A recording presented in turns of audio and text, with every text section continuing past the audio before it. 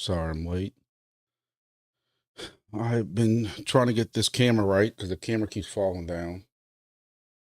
But I know y'all wouldn't expect the professional setup to begin with. I have been busy as hell. Talk about how Soarchain doesn't let you swap anymore.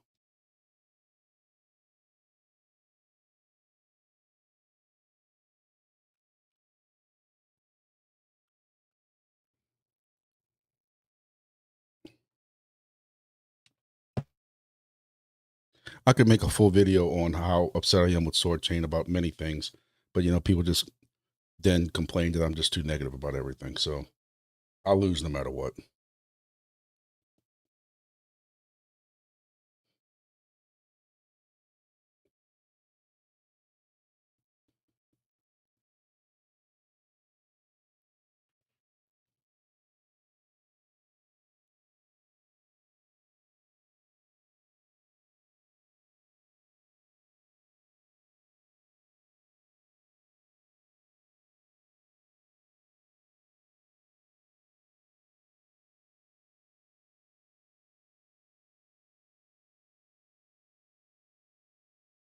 Make that better.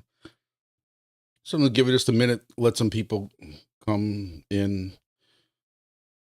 So I got 7 people. Thank y'all for showing up Thursday night. And I have no idea what's going on in crypto today. But Kronzer asked about Soarchain. I'm gonna tell you, I don't know. I have not ever tried to swap any of that stuff. I'm holding. I can tell you again, I am upset with a lot of things with Soarchain, and while people might call it gaming, it ain't gaming if they still pay you for being parked. And I have no problem with the fact that they reduced my rewards while being parked. Hey, half the time my phone didn't stay connected anyway. But perfect example is I drove several places today. We're running around going crazy, getting ready for the Super Bowl. That's one reason why I was kind of late getting started. I'm just getting home from work.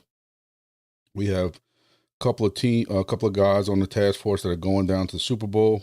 I'll be down there also for Sunday for the Super Bowl. I'm involved in something down there, and I haven't really been able to keep up with a lot of things. But I'm trying to see. So I haven't tried to swap with Soarchain. I can tell you again, my issue is that with Soarchain is the amount of rewards. I'm trying to find. So I drove around a lot today doing different things like that. So driving to work, driving back work, that's 30, 35, 40 minutes both directions. The current price of Soarchain.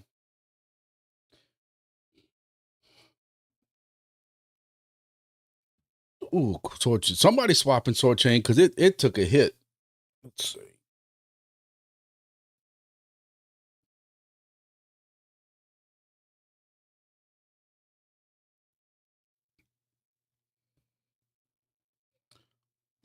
That's just today alone.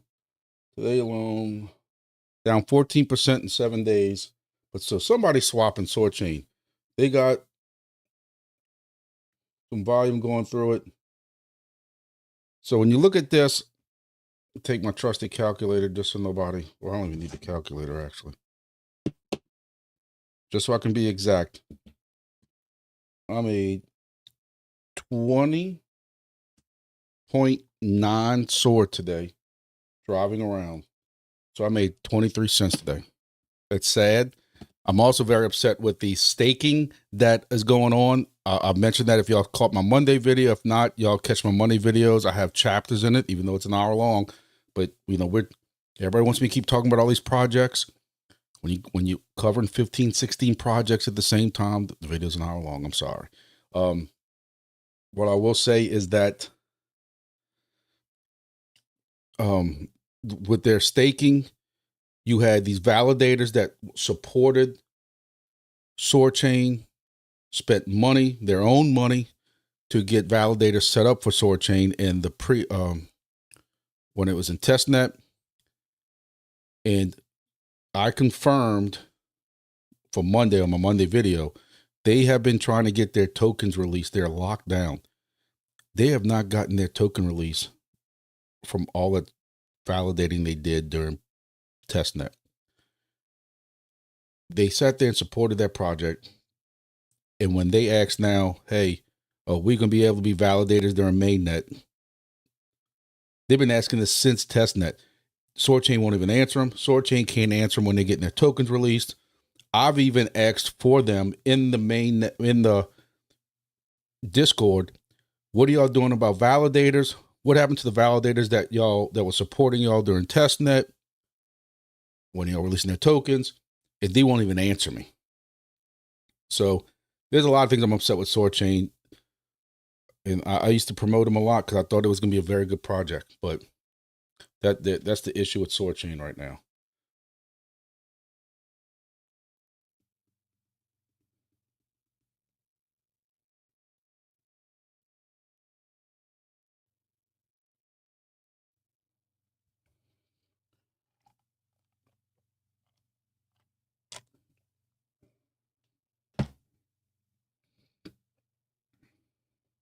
Well, Kyle, they're not paying us no more for not driving. So that's the whole thing. And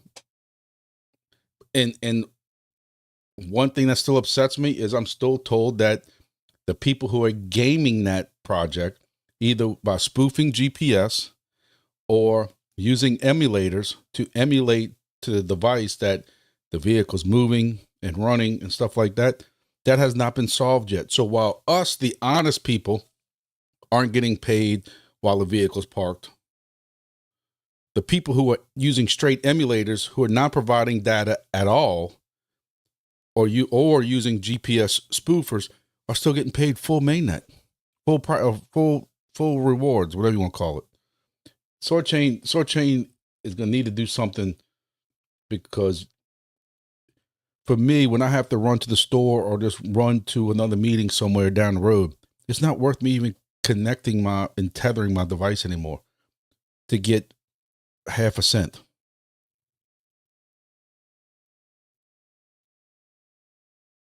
So what's it? Kronzer, I have not tried pretty much all these projects y'all see here. I have not tried to sell any of the tokens. And I mean, it's understand, like, if you want to swap it from the app to your wallet, you know, I don't see an issue with that. But I just personally, I would not try to sell anything right now with what these prices are doing right now in crypto or the alts or these projects.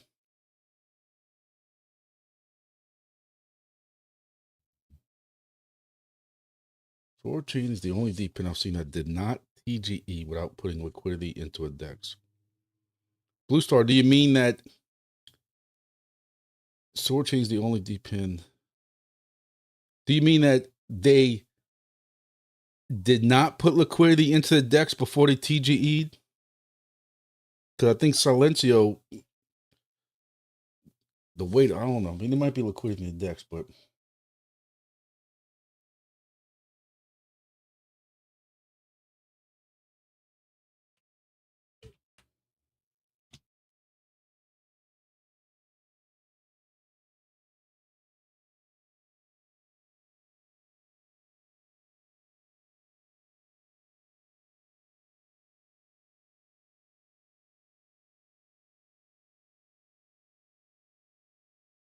trying to look at it right now.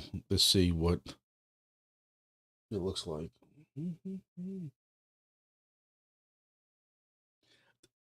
My big thing is, for the amount of Soarchain I do hold and that's coming to me with testnet, there's one key thing. This right here, this price should be way higher than a cent.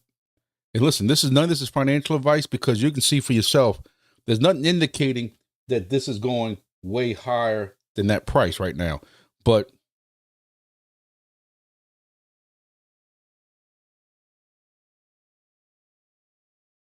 I mean, since January, it came down 51%. But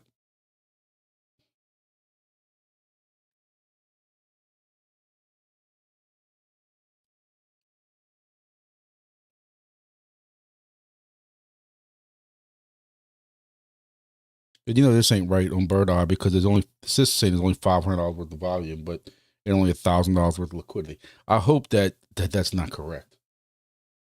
That's crazy if so.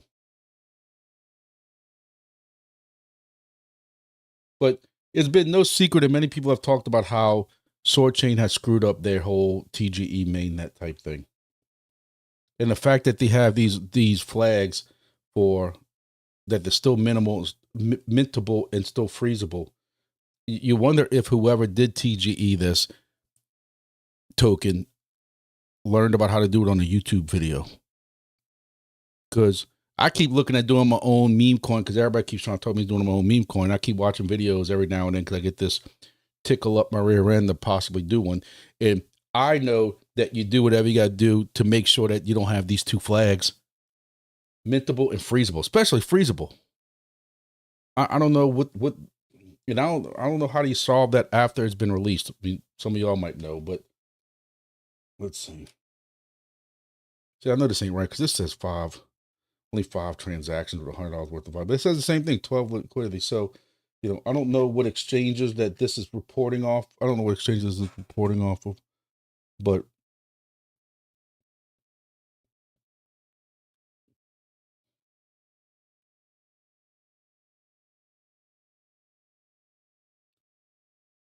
well, that's what the Bluester says.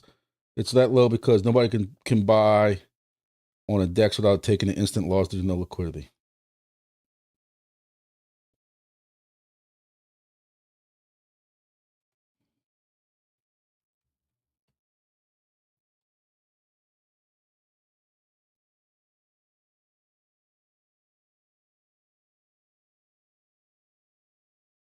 Ranked 3,500.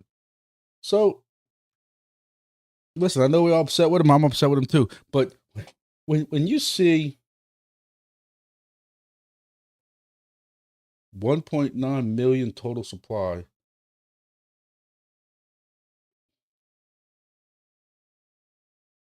this is 94.1 million, the 1.9 billion.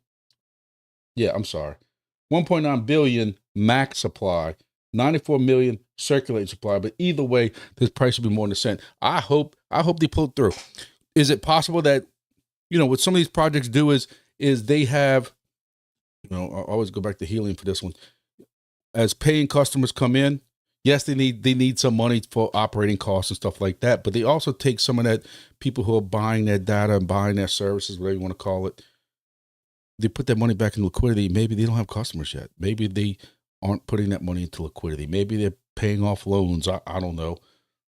And that's why they can't put it into liquidity. I don't know. You know, I'll use the same example. WeatherXM for several days in a row, 2 or 3 months back, got all this money from a contract from a customer, and they spread that out into 40 days of straight liquidity going in, and you had a positive price impact until they quit putting liquidity in there. But it goes to prove to you that works.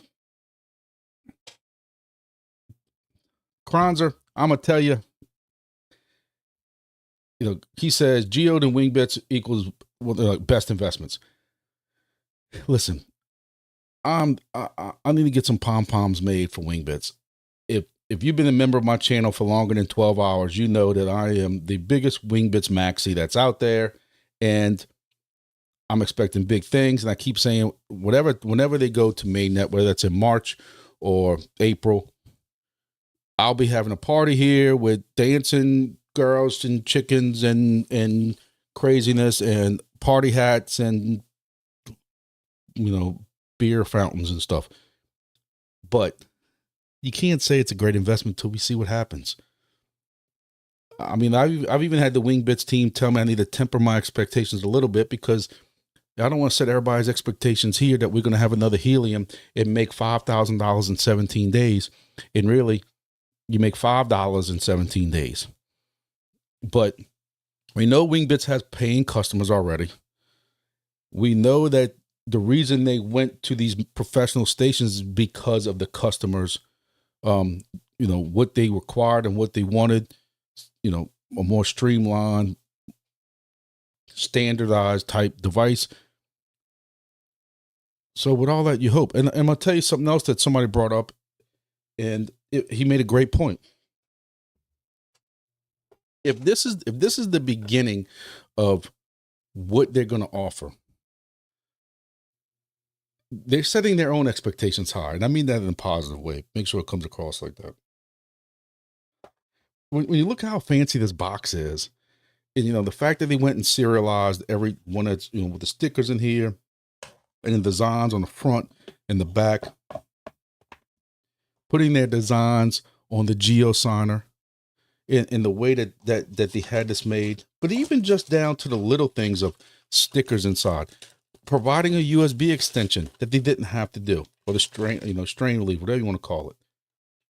All this, despite what we want to say, because for 90% of us, we didn't have to pay a dime for these things, putting their own emblem on the front, putting their own sticker, whatever you want to call it, on the back, putting 2 Robin points on the bottom. To me, that shows a lot. They could have simply, because they know they're losing their butt, they had to pay for this out of their pockets. Wingbits had to pay for this. They could just ship this in the box. They could have shipped this like another project we know. He could have shipped it in the bag in a brown envelope to us. But that shows you the professional, to me, in the quality of what this project's going to be and what we can expect from them, when this is what they're producing. Again, this was at a 100% loss to them. Look at me alone. I had 14 stations by myself. I got 5 from my 3 friends that I helped manage, 2 from one of my family members, 3 for another friend, 2 for another friend, and 2 for another friend. All those were all free geosigners that were sent to us. I'm sure they didn't pay stupid money for these. They made out of China or whatever. And, there's some circuit boards and stuff, but still, they could have cut all kinds of corners to save money on this. And they didn't. They sat there and figured out how are we going to design this box to make it look professional? How are we going to design each one of these little pieces? What are we going to include in it extra that they didn't have to? And I'll be honest with you, sometimes my wife calls me selfish and I argue with her, but maybe maybe I'm a little selfish, and sometimes I just don't realize these things until somebody brought it up earlier today to me. I'm like, he PM'd me in Discord, said, I just wanted to say, I didn't really put this together until I sat there and looked at the box. They could have really cut some corners and saved money. They didn't have to provide, technically what they had 2,000 DIY devices. So they had to provide 2,000 of these. Now, the last 200 or 300, I think they had to pay something for those people. So the first 1,700, I think around there, got these things for free. And they could have cut corners, but they didn't. So, y'all know I'm very high on this project. Now, I gotta sit there. All those devices I just told you all about, 75, 80% of them, I gotta go put up the freaking geosigner myself. I mean, I got 45 days, and I'm also working every day. So, like this weekend, I'm doing Super Bowl stuff all in the city. It's gonna be wonderful.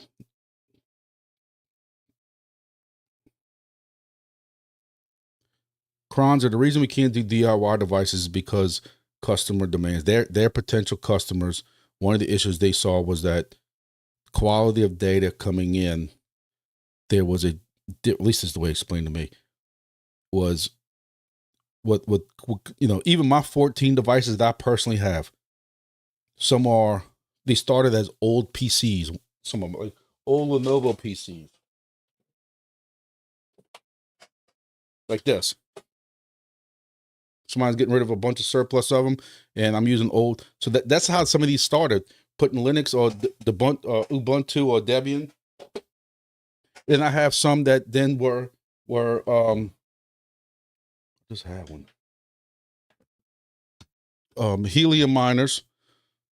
Then I got some that are just straight up Pi boards. I got some that are potatoes. I got some that are sweet potatoes. And then there's different SDRs and different antennas and there's so many different variations. They wanted to see something a little more standard. So they got what HiFix, and Wingbits said, this is what I want. This is what we need. This is the kind of demands they have. And then HiFix produced them. And I guess when they saw the price tag, they're like, well, we really can't make a profit on these things. They're already $1,000 for the Geo. That's why you have to make sure y'all use my code. But like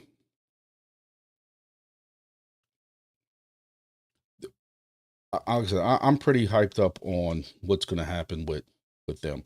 I think it's going to be very big. Now, the one thing I do understand from the little bit I know is that you will be able to take those high fixed stations and put your own antenna on them. So you know me, because that's how I cut my teeth in this channel. Was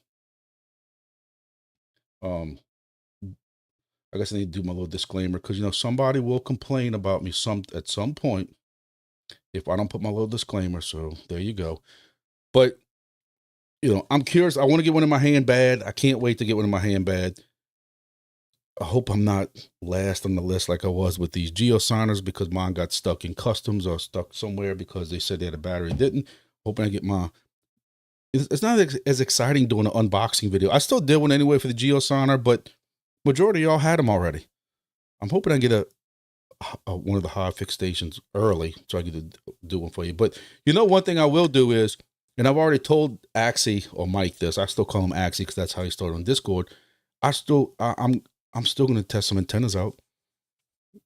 That's how I broke I broke this channel out almost 2 years ago. I've been trying to get more involved in that Wingbits Discord. I'm just so busy. It's hard to keep up with so many different Discords. These projects that want me to, be so active, to be in our project, you have to be so active in Discord. I might as well just quit those, because I got real work and I got all these projects I'm in. But I've been trying to be more active again in the Wingbits one. And then you got people still asking some of the same antenna questions, and you got somebody who's trying to sell his own antennas, and I'll keep my comments to myself on that. But some people have tested them and DM'd me, and I'm not gonna say much more. But we keep going back to the same antenna that I'm using now.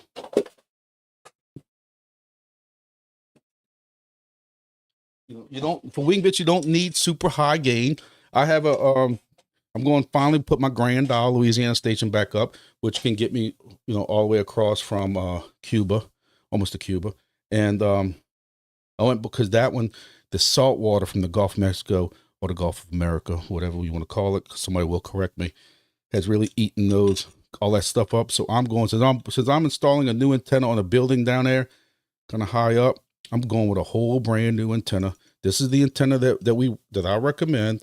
And, I know they got people in the Discord that are going to say, this SDR should be better because it's got this chip, or it's got this filter, or this antenna should be better because of this.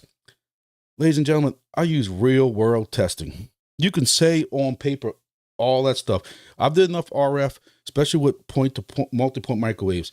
There have been links that are clear line of sight, but have some kind of issue that you can't get the throughput you want. Even though the computer says and all the modeling says you should be able to, they got some kind of RF noise. They got some tree that grew and they don't know about.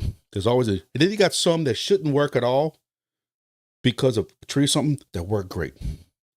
And sometimes on paper, your SDR that's blue, that has this chip that's from this place, isn't supposed to work better than this one, and it does. And that's what our testing found. The testing found out that I've did, those green SDRs, I thought I had one here, but I might have left it at the office. The green SDRs have been the best performing ones of all. When they work, I've had 6 that failed in the last 12 months.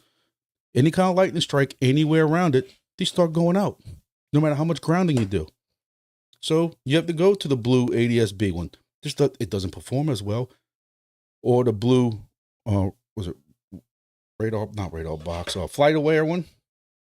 That one's pretty good, but then it takes more days to come in. It doesn't perform as good as the green. But yet, knock on wood, since I've started using the blue ones 6-7 months ago, replacing those for the green ones, I haven't had a single one fail, knock on wood. But this little 5 dB 1090 antenna that's ADS-B exchange on Amazon has been the best performing one. And that's using live stuff. With the new units, we use that existing antenna too, right? Or are they providing a new antenna? So what, you have an existing antenna from, you talking about like a your own device, like you already have a device there at the house, because you see I have an extra antenna here. They let me answer it first. Yes, your station will come all in one piece, and you will be getting a an antenna with your device, especially for how much you paid for it. I will say, and I joke around with Axie about this. I know he might be lurking in here somewhere because sometimes he normally tries to watch while if he's at work, but he knows Grumpy is going to be testing these antennas. I also, you know, so I don't want to be rude to anybody because I don't know the guy personally, but and I bought his filters and his filters work. I can't say they don't, but I don't know if he had anything to do with some of this stuff. But anyway, let me try to find.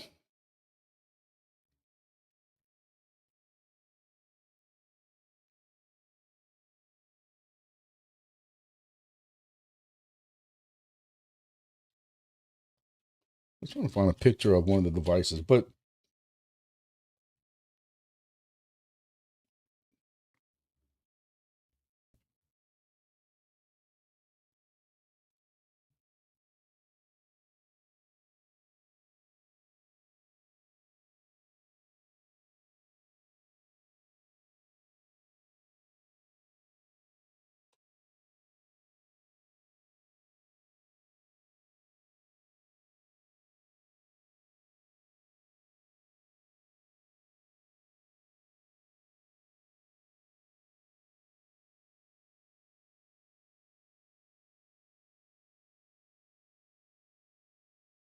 so you will be getting, even on the GeoNets or the Wingbit stations, you're getting what you see here.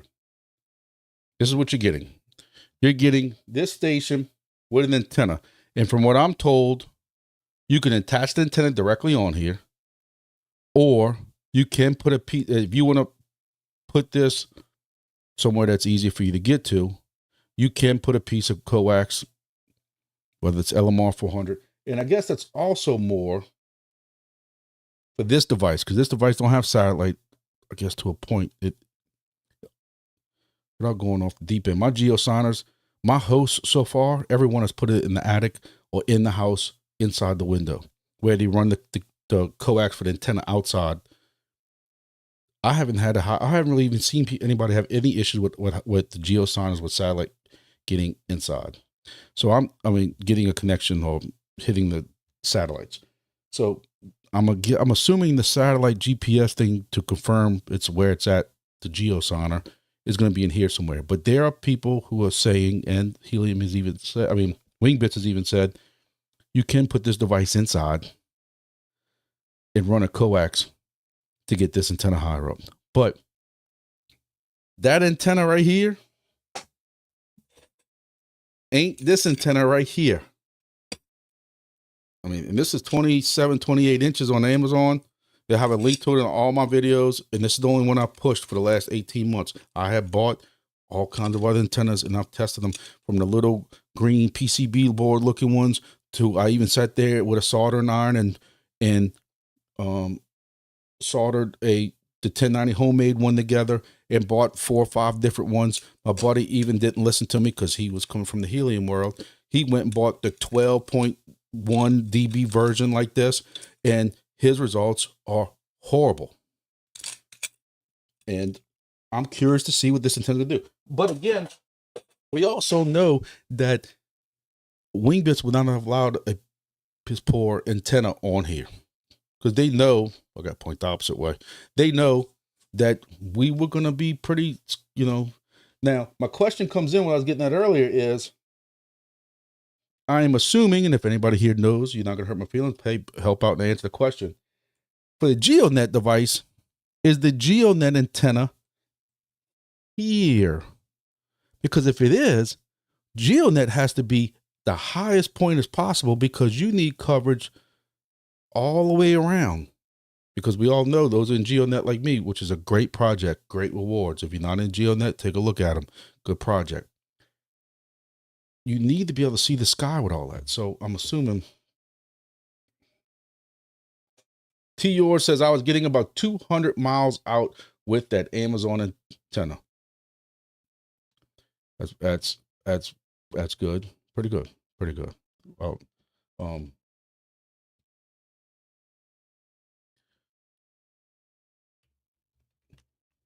let's see. If y'all want to bear with me for 1 second while I'm doing this, please make sure y'all like the video. Y'all know how much that helps out. I hate begging. I can't stand begging, but I am going to beg. Please make sure y'all like this video. Hit that thumbs up. If you haven't subscribed yet, I'm at 27,000, about 400 or 500 subscribers. So I'm still growing. I appreciate it, despite all the negativity, and people say that, that I have issues about, I'm only here to sell my codes and stupid stuff like that. Haters are going to hate. I don't know what else to say, but I'm trying to get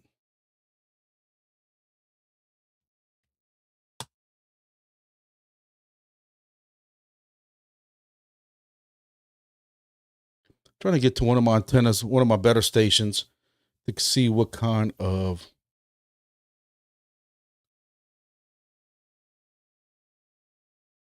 coverage I'm getting right now, to show y'all what that antenna is doing.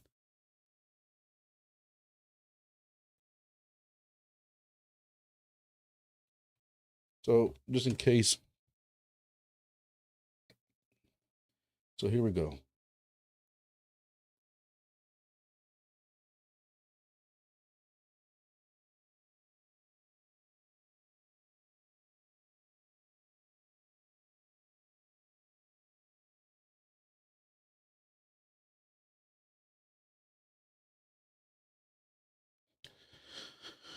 This is that same antenna right now. This is 200 miles right here.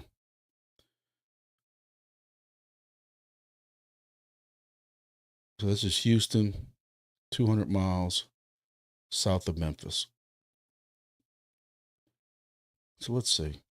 This one right here is 285 miles away, 272 miles away, 274 miles away. I've gotten into 400 and 500s with this. Now, just so y'all know, if y'all have ever watched any of my how-to videos, my Wingbits devices, I have on all of them, I have a cron job or cron tab, whatever y'all want to call it, call the cron job. But I have a cron job where it automatically reboots. If I don't ever have issues with that station, like if it's not a Rock Pi, my stations reboot automatically at 4 a.m. my time every 4 days. In case it's ever stuck, because a lot of my stations are remote, in different remote places that people, either with companies or businesses that I had friends or whatever. So I don't have to go drive 20, 30 minutes, 40 minutes, an hour to go reboot devices. So my more troublesome ones, I have 2 or 3 Rock Pis. They were trash with helium. They trash with this project. They freeze up all the time. Too many messages store up or something like that. My cron job reboots once every 24 hours at 4 a.m. So my point I'm getting at is, when you see that my blue line isn't that far out, like I claim I get, because every 3 or 4 days, it's so let's take a look at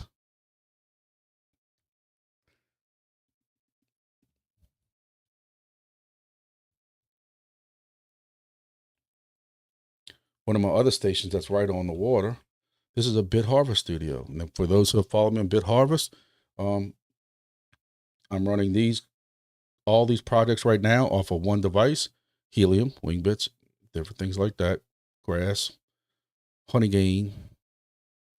So I go over here to my Wingbit station and I hit my TAR 1090. Let's see what this one does. This one, like I said, is on the water. Survey says it's about the same thing. This is a little bit less this way. And again, I reboot this one every now and then too. So you can see we can give a station 297 yards, 300 yards. That station I was telling you about was in Grand Isle. Grand Isle's right here, South Louisiana. And I'm telling you, I was hitting down here with that. So that's that antenna. I'm curious to see what this new antenna with the Wingbit station, that's what all this was for, what it's gonna bring me. We'll see. Oh, replace a new Wingbits device with the Amazon antenna. Kyle, that's what I'm getting at, is I'm not going to tell anybody that until I test it personally. You're already spending, what, $300 or $400 on the WB200. You're spending $1,000, or with my code, 900, because you're saving $100. Cheap plug. I'm trying to buy my wife a car. My daughter took it. You know, cars ain't cheap no more. I just want y'all to know that. If you want a car that has a warranty, you know, just even like a Kia or a Hyundai right now is like, oh. Anyway, I need all these projects to work out. But I'm not going to tell you to go and just automatically swap an antenna out when you're spending that kind of money. I trust and I'm hoping that these antennas are very good performers, that while I have a lot of faith in this antenna that has proven a lot of people wrong, maybe it's just negligible, a little bit of negligible, that it ain't really worth that upgrade. That's what I'm kind of hoping and thinking it's going to be. That's what I'm hoping.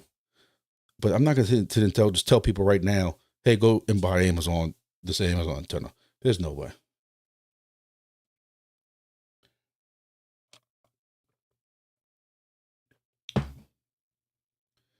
To yours, that's the first antenna that I showed you is on my buddy's 400-foot tower.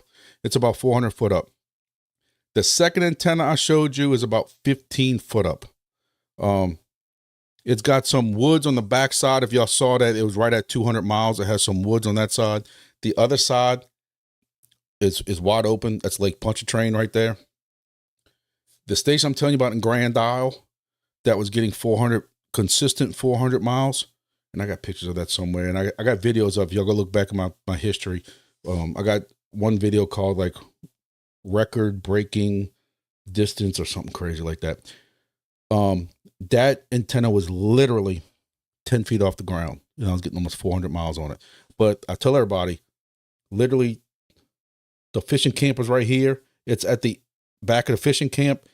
And literally, you can spit from the end of that fishing camp into the Gulf of Mexico. It was beach and water. So you had nothing blocking it. And that was 10 feet high. And I was getting 400 miles.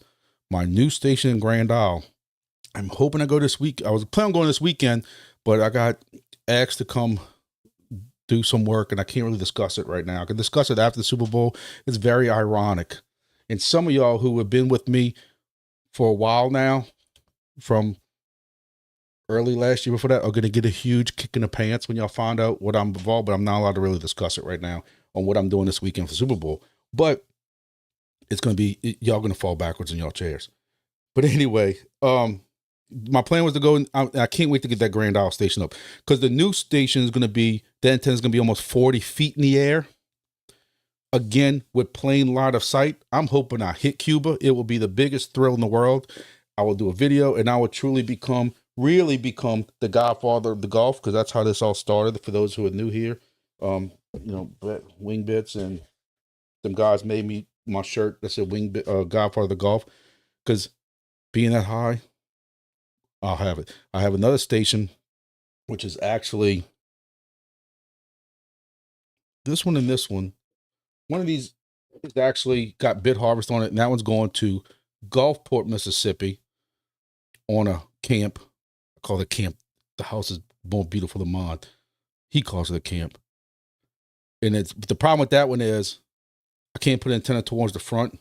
So the antenna is going to be in the back. Luckily, that's on the Gulf side. So it's going to also give me some great Gulf coverage, Gulf of Mexico, Gulf of America coverage, but be completely blind to the north side of it.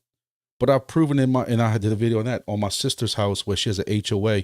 We got a black antenna like this from Amazon and put it on the back. She has a very strict HOA and put it on the back gutter. She has black gutters, zip tied it with black, the little brass holder like this. We painted it black, and she gets great coverage to the north. She actually gets halfway decent coverage in the back somehow through the brick in the wood of her, you know, on the back of her house. So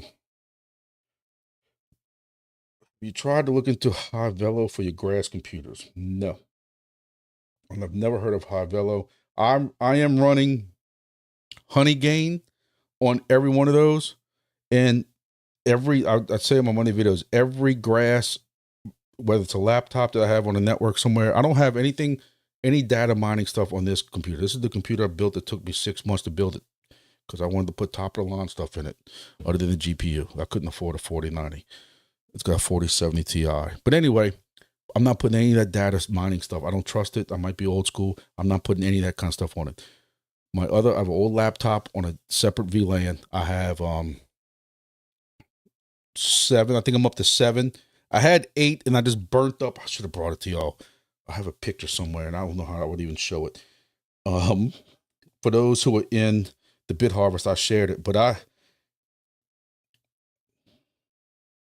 had 8 Bit Harvest devices, and then when I turned one on the other day, because I was in the middle of programming, I started smelling something funky. Oh, you can see it. That was the SD card in it. And that was, if y'all saw my video today, that was the original rack helium miner that I had, that I bought on Amazon for $5,000. And it was up and running.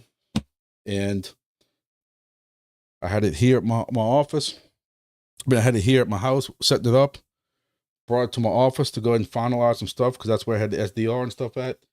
Plug it in. I'm like, I didn't see no secret smoke. I'm like, that doesn't smell like electronics. Like, what is that? I thought it was something else, somebody burning something in the kitchen at work. But then I couldn't get an IP on it. All the lights were blinking on it. I couldn't get an IP on it. So I said, let me see if I need to reseat the SD card. And I pulled the SD card out, about burned the hell out my fingers. And I've showed it to many people, guys at IT at work, the guys in Bit Harvest, and another Discord I'm in, and nobody ever seen an SD card burn like this. The bottom side was completely fine, but it cracked it in half. If you can see that.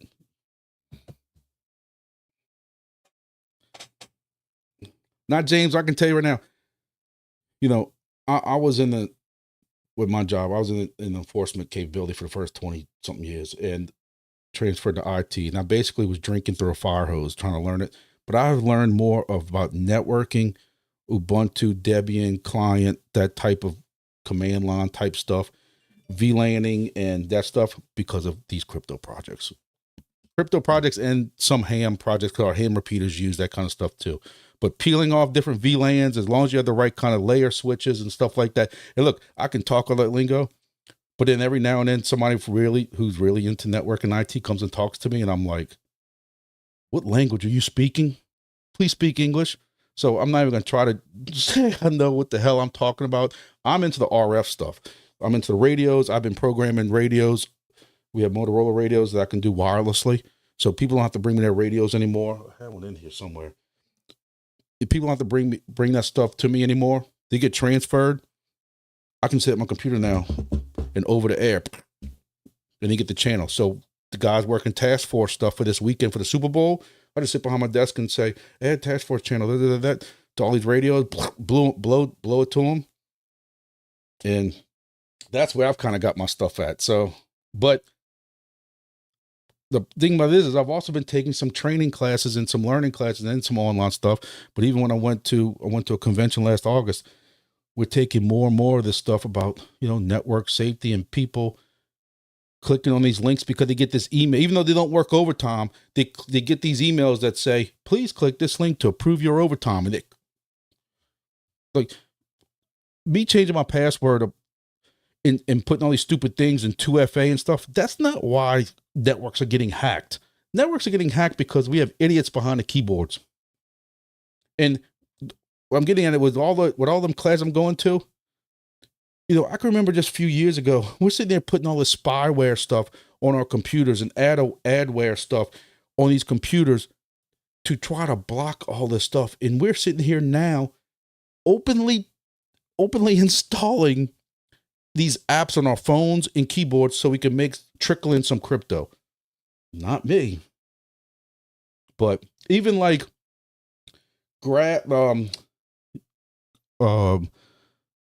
which one is it? KAGE, Chirp KAGE. That's doing all this stuff and measuring these networks and stuff like that. That's on a burner phone, brother. My buddy gave me an old Android, I told y'all, that I tethered to Wi-Fi that's in my car. And this works strictly off of, and the same thing with my Natix. It's an old phone. Natix is an old phone. My daughter, like a lot of stuff is on separate phones. My personal phone that's right here has Silencio on it, and that's it. That's just me. That's just me. But Sidewinder, T-Mobile home internet. My buddy has that. But is yours the one that always comes is just a little modem set up in the corner and it's coming off the cell phone towers? Because I'm gonna tell you, a lot of these projects won't work off of that. He tried to run grass on the old computer and he couldn't do it because it was basically telling him he was basically over like a cell connection with VPN or something like that, which he wasn't. But that's my only internet. You know, I have cable internet here, and they just bumped us up to 1 gig speeds with like a 100 upload, and it's stupidly fast. I'm in the process now of upgrading. Not that you really need it, but this motherboard that I bought with my computer has Wi-Fi 7 and a 2.5 gig LAN port. So I'm in the process of buying a new modem and with 2.5 WAN port, and then my new router will have Wi-Fi 7 with 2.5 WAN and LAN on it, just to give me that overhead. Let me see what else I forgot. So Mike saying the antenna on 310 is the best. I'll take that challenge. And Mike knows I'm gonna take that challenge. And Mike knows I'm gonna send him a pineapple pizza when I win. Who fought it? I'm going back in the chat, guys. So I know some of y'all commented this 5-10 minutes ago and I was ranting. But if I have, you'll have to do the same, right? I'm saying, like, I don't know what the new station is going to be. I was going to make sure I clarify that because I don't want somebody going back and report to Mike and getting them all upset with me like he normally does after my Monday videos. And he sends me these little DMs like, just to clarify, you said this, but it's really this, this, and this. Look, people know I'm an idiot. So they know it ain't coming from Wingbits. But I'm going to test the station. I'm going to test it because I have an extra antenna always keep in case something happens, and an extra SDR normally. I'm going to test it, but I do have faith that they know, not just me. There's a lot of people in that hardware section of that Discord and some other sections that know a little bit about antennas, and they know we're going to go through it. And unlike Helium, the difference between this antenna and some of the other ones, the price isn't that much difference. Now, Helium, I'm going to tell you all the king of kings, and I'll argue with anybody all day because I have videos to prove it too, was the Laird non-15 megahertz antenna, a commercially grade non-megahertz. I think it was the 92 something. I can't remember. I ain't bought, but I mean, I had 19 or 20 Helium stations. All of them had Lairds on it. They were 8 point something dB, and they outperformed anything else. And people in these Facebook groups would sit there and argue with me and didn't understand that half these antennas they were buying were these Chinese clones with a different sticker on them. And mine were outperforming it. At one point, some of them that were on my towers and water towers and different places like that where people let me set stuff up at, it became a hindrance because with one of the hips that passed, I was getting too many far away connections because I was getting connections 20, 30 miles out with those Laird antennas. Those antennas were also $100 more, if not more than that, than what the rack clone antennas were. With Wingbits, you don't have to worry about that. Kind of like with ours, how high, grumpy, would you recommend placing the Wingbits antennas? I'm gonna tell y'all another thing is,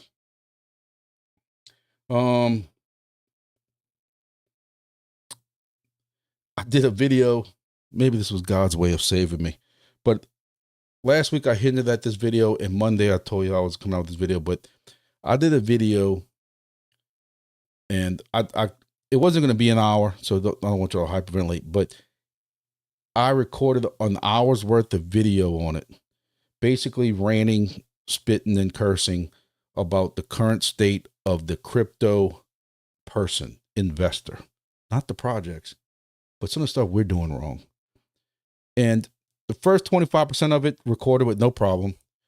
Then I showed a video of Hurricane Ida or something like that to show you some of the issues we had. And I was talking about, helium spoiling us and stuff like that.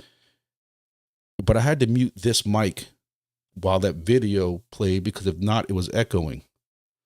Well, in my infinite wisdom, because I was so busy worried about what I was going to say, I didn't unmute the mic.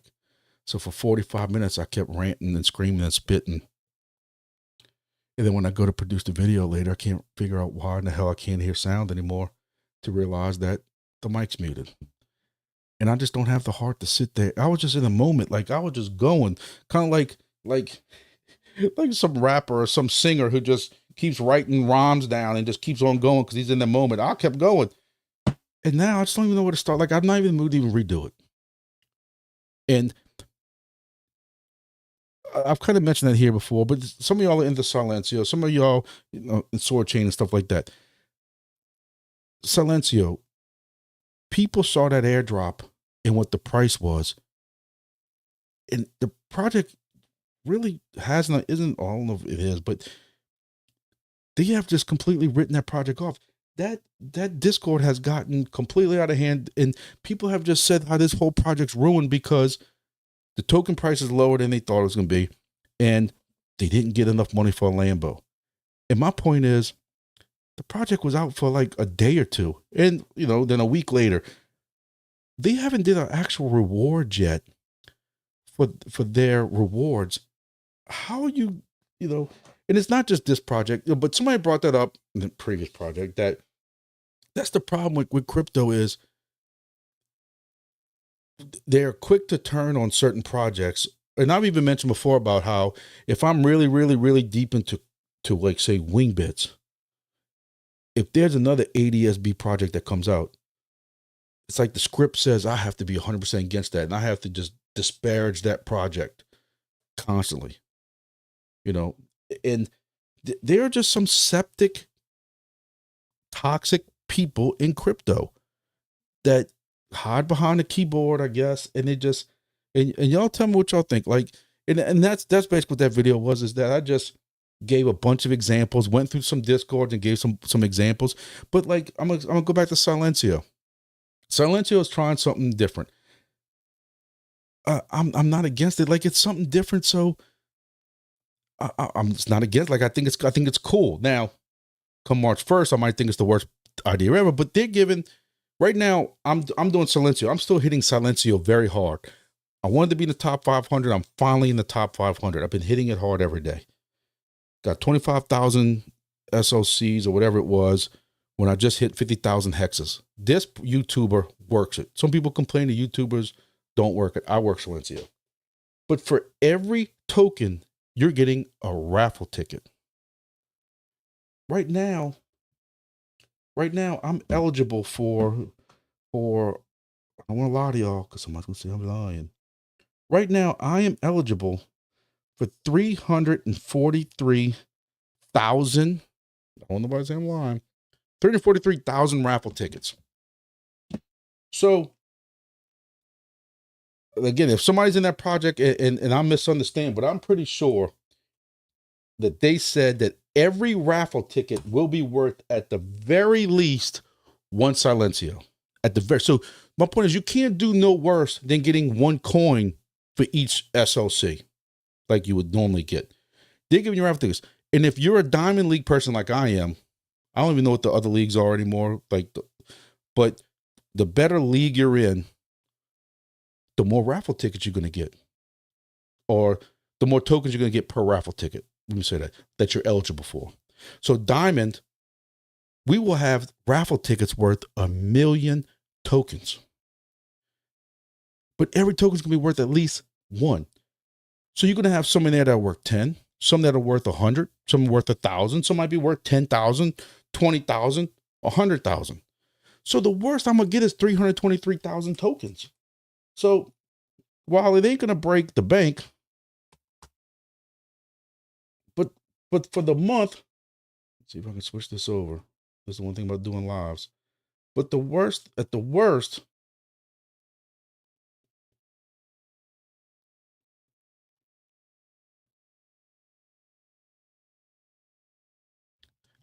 right here, I'm getting $86 for a month's worth of money. That's still $2. That's still like $2 a day, $3 a day. That's if I get one per raffle ticket. If I get 10 or 100 or 200, how are you knocking this project? That's what I don't understand. Because it's at 0.002. It's at 13 billion circulating supply. 13 billion circulating supply. Again, if you do the normal, this is not financial advice. Silencio could go under tomorrow. I don't know. But it's at ranking 3,000. Got some room to eat a 0 or 2. Please eat a 0 or 2. What I did is I got, I forget how much it was, 700, 800,000 Silencio tokens after the last, at the airdrop. I staked all of them. You stake them all, you get, what is it, like 50% or 100% staking? I staked it for 6 months because that's when your next final airdrop of your beta tokens will drop. Like, like what? But again, I'm gonna drop my code just so I could irritate somebody out there. If you want to do Silencio, it's a free project. What are you expecting out of a free project? And that's what this video discussed also. Nadix. It's a free project. I wish rewards a little bit better. I think the problem with Nadix is, unless you're an Uber driver that's driving constantly, you'll never rank better than 200, 250. So you don't have the potential to get good rewards. So to me, it's weighted to help those type of drivers. Your normal person like me driving ain't gonna make that much from Nadix, whatever. Like now, I was ranked 200 or 201 for last month for January because I drove to my hunting camp more times than I want to realize because I zeroed out. It was 2 hours drive and 2 hours there back. Same thing with Soarchain. Because those rewards are so lopsided now, I'm going to sit there and knock Soarchain. But Silencio, I'm just not against them at this point. You know, grass. You're running on something. It's a free project. Whatever you make, you make. Now, Soarchain's not free, but with Nadix, I can understand because it's not really technically passive income. Silencio is not passive income. You got to sit there and do something. Demo is passive income. I stick it on my family's vehicles. They ain't got to ever touch it. I ain't got to ever touch it until once every 2 months. But that's also making 7 cents a day or something. Yes, and B13 is correct that they are raffling a Tesla Model 3. Now, somebody said they should have put that in liquidity on the token because the token needs help. I don't disagree with that. But yes, Silencio is also raffling a Tesla Model 3.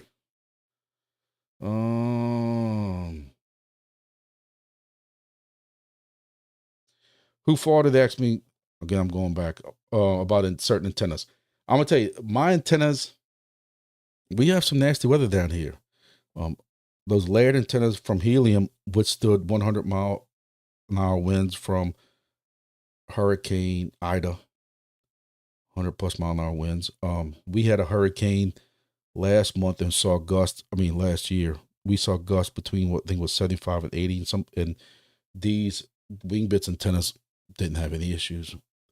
You do have some antennas that are very cheaply made that at the bottom the seals will go out and you will have some kind of water ingress. So you do have to kind of watch that. But these antennas, despite them only being, I think they were $39.99 or something like that, I've never had an issue with them. It's the SDRs I have an issue with. So I don't think you're going to have an issue with antennas. And it gets 100+ degrees down here. Summertimes you can cook an egg on the sidewalk, literally. So it gets hot. We had snow for the first time in probably 6-7 years. We had 9 inches of snow last week, a week before last, and that was the most snow. If you took all the other snow events since I've lived in South Louisiana for 40+ years and you combined all that, we didn't have 9 inches of snow combined, and we had that last week. I had no problem. When I see these people, again, I don't want to act like I know it all. I'm sure they have some people do, but I did a video on outdoor boxes and outdoor enclosures. Ain't nothing special I'm buying for my outdoor enclosures. Whatever the ones that I found on Amazon. Some are vented, some ain't vented. Again, we get over 100 degrees in summer times consistently. Where at nights, it only cools down to 92 degrees. We have last week, that snow thing, overnight, it got to 6 degrees. We've had them at 6 degrees. Then it was in the teens for a couple of days. Then we got out of it. didn't have a single device with a pod, but you have people in the Discord for Wingbits and stuff who are hyperventilating, worried about the temperatures and what all the measures that they got to take for temperature. It's a $35 little potato on most of them. I'm not spending all this extra stuff to worry about all that. That's just me. That's just me. Demo Soarchain Natives Hive Mapper. I canceled my Hive Mapper. I think that was one of the smart. Very rarely I make smart moves in crypto. Me canceling Hive Mapper was one of my better moves. Robo Tarantula is one that I wish I would have got involved in. I didn't. And like you said, guys, I don't mind. Y'all know I'm honest can be. I'm as real as out real. And that's why y'all say I like me. Look, I can't afford to be jumping in hardly any more projects. I'm looking at some projects that are very little cost. I got people who keep asking me to get into Encore, and then like I do every video, I have to actually I need to remember. They got the other project that I can do TP link. I can take my an old TP link that I got from a buddy who was throwing it away, and repurpose my TP link for a crypto project or something like that. Somebody here will bail me out. Somebody knows which one I'm talking about. Is it Yule or something like that? I don't know. But I'm just swamped. You know, I thought when hunt season over with, I would calm down a little bit. Work would calm down. Everything would calm down. And I can start working on more crypto stuff. Warrior. That's the name of that project. Warrior. For those.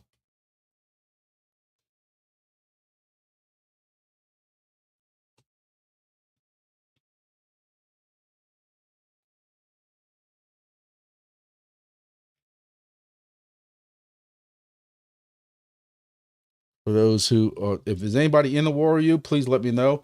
This is what I'm looking at because I don't think it's very expensive to get into. If you already have a device, like I have some of these devices that somebody might have gave to me when they upgraded to Wi-Fi 6 or 7 at their work or something like that.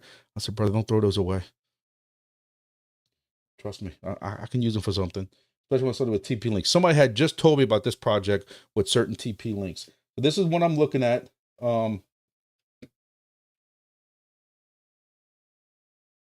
This is what I'm looking at. There was another. Warrior raises $2 million, which is always a good thing, I guess.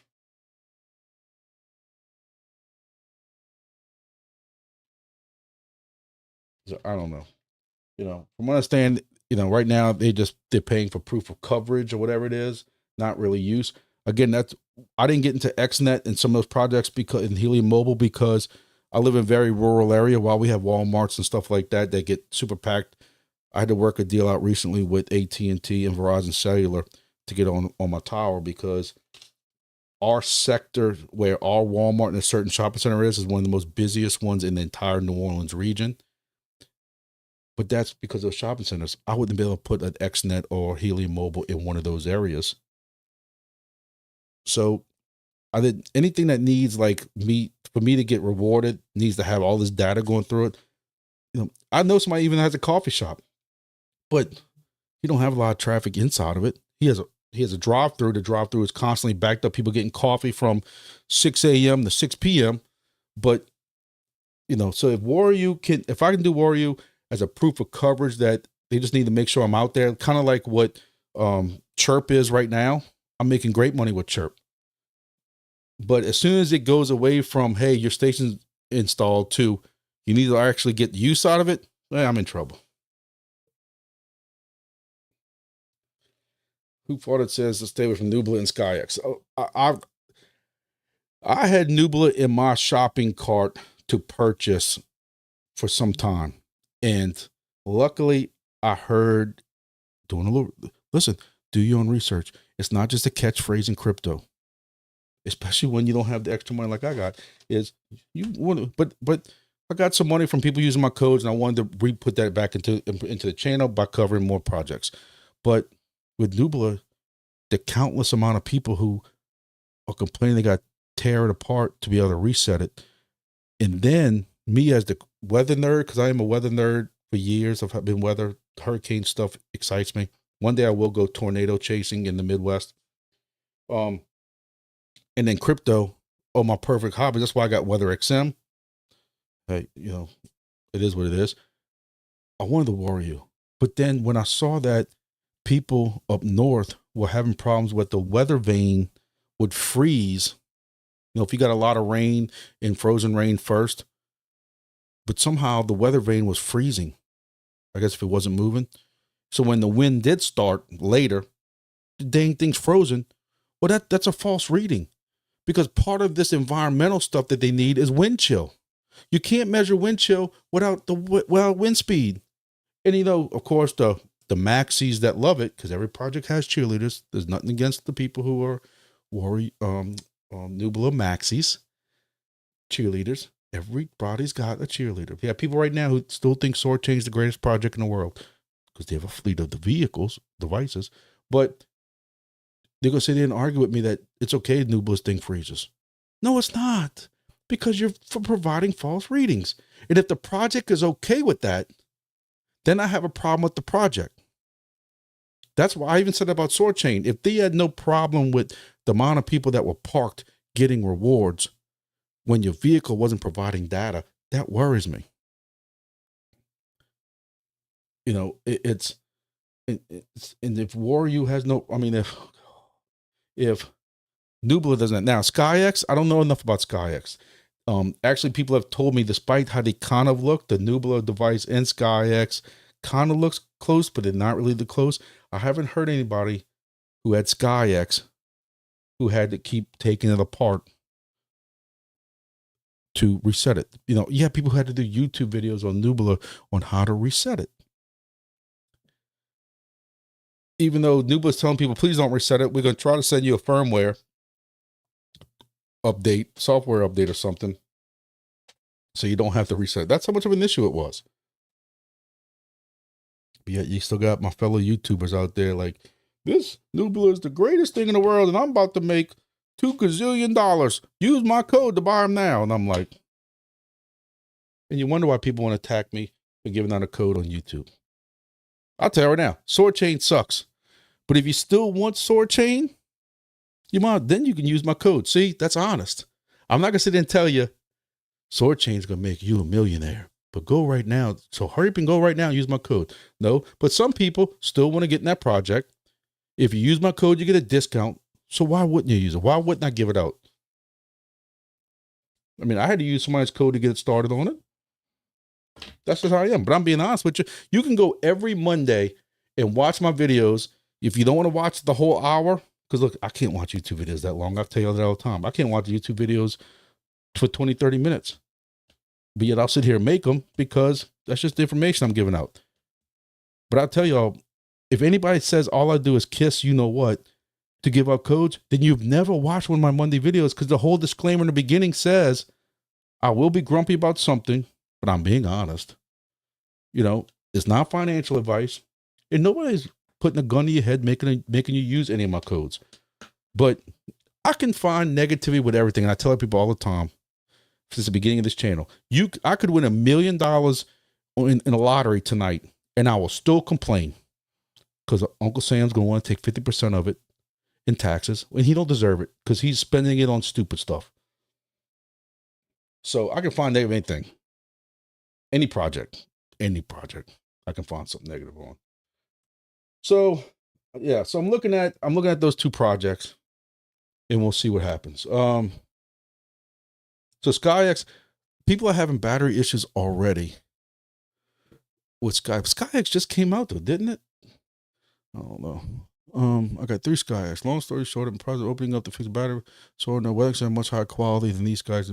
See, I don't have a SkyX or Nubula, but if the Weather XM is more rugged than and more higher quality than the SkyX Nubulas, that's a problem. Because when I was trying to do a how-to video when I was setting up my Weather XM, the whole thing was crumpling apart in half, and I had to sit there and snap the whole thing together. I was very worried on how it was going to hold up during the hurricane. Again, it held up in 70, 80 mile an hour winds. in August or September when we had our hurricane. My issue was, because I have videos, I did a whole video on the hurricane that came through.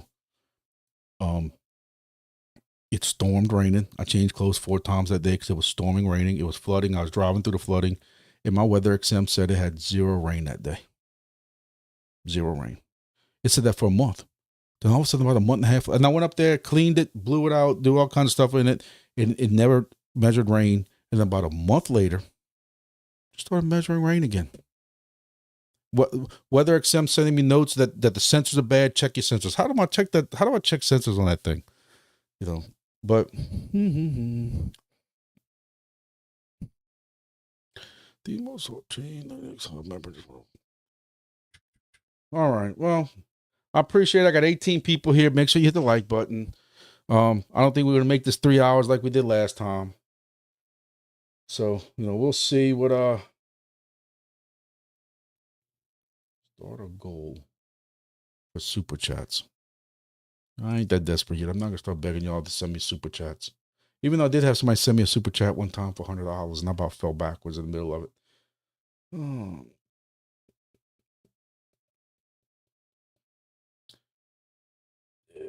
Yep. Just going through all the old chats and stuff like that. Make sure I didn't miss anything.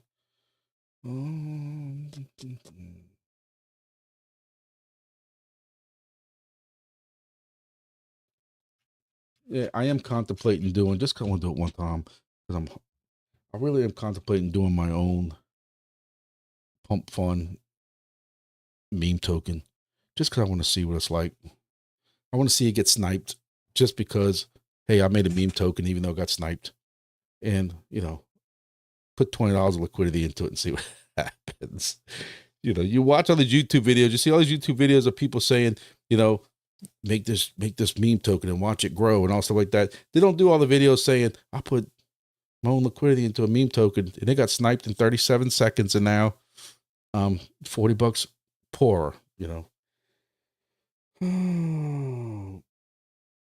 What are your thoughts on the free helium phone plan? I have not really kept up with the helium thing yet. I can't go into most of my Discord without hearing about it.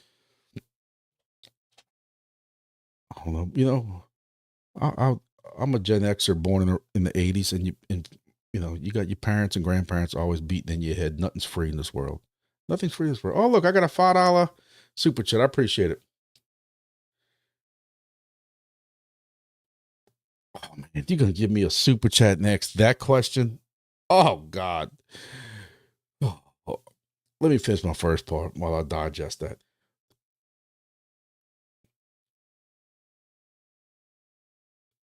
I know it's attracting more people. I don't know what the catch is. To me, there's got to be a catch, but I know it has garnered some excitement, garnered some new subscriptions, and it's doing what they want it to do.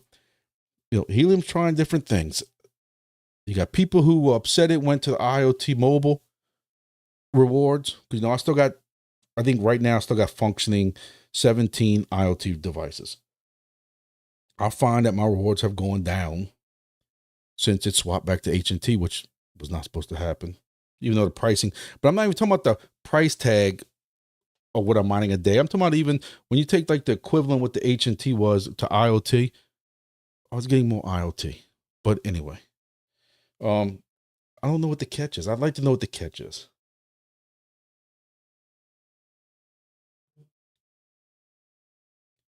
B, I'm going to say that one of my biggest, sometimes I call some good projects here or some good things, and sometimes I completely whiff and miss. I was on here looking like a fool, telling everybody, don't give up on Helium. Helium Mobile just signed 40,000 subscriptions in Mexico. They took over for some other company. And you should have saw some positive price action on that, and you didn't. Like, if that's not some of the most bullish news for a cellular company, that you just signed over 40,000 plus subscriptions for cell phones, and yet you didn't get an uptick in anything, that was a little disappointing.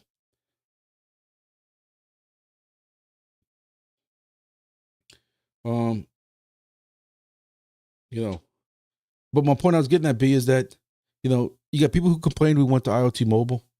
And you got people out there now complaining we're going back to HNT. I just to make life simple and to try to get more HNT burned and used and whatever, keep it back at HNT and make it simple for us old people. You know, we did see a little bit of a surge, and you really can't gauge it right now because everything is down. I didn't even really discuss that. I didn't want to get really too involved in that. So going back to Hopsec, because, you know, he gave me $5. I appreciate it. Thank you much. I love super chats, of course. So Irwin's got some issues right now, in my eyes. So let me pull up so that nobody thinks, again, I'm making up stories. I'm going to pull up my Irwin dashboard for all to see. Get into my Phantom. So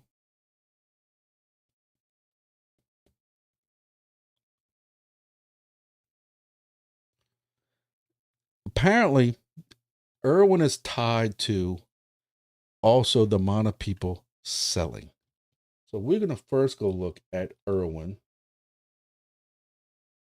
and see what Irwin has got going on for them.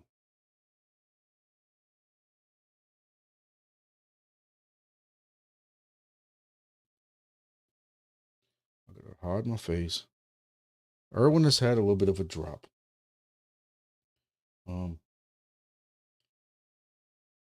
Their liquidity was much higher than this. And as you can see, they were up to 50 cents, 60 cents for a while, 50 something cents, and down to 21, 22 cents. The biggest issue right now with them is, and that if you're not really too familiar with the project, the whole idea of the project is the whole Erwin Schwerter thing, and I had to Google it. I don't remember this in biology class or whatever it was. I took honor sciences, and I don't remember this. I took remedial maths because I couldn't count 2 + 2, but I took honor sciences. Imagine that. So Erwin Schwerter did this project about, is the cat alive still? By the time you open up the box, by doing puzzles or something, is the cat still alive? Now, I'm hoping they didn't use a real cat. I don't know how they figured that out, but it was, 100 years ago, so who knows? But somehow there's now, there's a algorithm to it with your ESP32 device. I got like 5 of these things lined up behind me, plugged in. Just a quick hint for everybody. If you're in multiple ESP32 projects, as you program them, please write up on here. And I put static IPs on all mine. So mine say entropy .132 if it's on my 132 IP scheme, because at one point I ended up with 5 or 6 of these things plugged in. And when I wanted to remove the one from flux mining or whatever it was and get completely out of that project, I didn't know. And of course, out of 5 or 6 of them, it was the last one I picked. And then I lost my consecutive thing with entropy. But anyway, that's a hint for y'all. Programmed in the little algorithm, whatever they do, is what is opening the box. And if the cat's alive, we all get rewards. And if the cat's dead, the tokens that were preset in the box burn. Well, the second or third day I got in this project, I was the box opener. My ESP32 device did the password, and I got $85 or $90 worth of this product. And I thought this was going to be the greatest project in the world. That was the first and last box I opened up, and that was like November. And now you get 1 token, maybe 2 tokens for a box being opened. The problem comes in is, as you can see on here, February 2nd. So, I do my updates every Monday. Every Monday you have, so I'm looking at the 3rd was a Monday. So since the 3rd, you've had 1 box open, 1 box open, 1 box open. All 3 of these boxes that have been opened have been burned. Meaning, I have not got a reward in this since the 2nd. And then every 3 days, you have to go into the Discord and charge your device. So I was staying up all these days. It burned and burned and burned. I was staying up with the project in the Discord, chit-chatting with people. I just forgot to go charge it on Saturday and Sunday. So when it finally opened up boxes, my device wasn't charged. And then now, since then, since it's charged, it's been burning boxes. So I still have not made anything in 2 weeks in this project. And as more people start losing faith in the project or sell for whatever reason, because you got more people selling now at 21 cents than you did at 55, 56 cents. I've never sold, but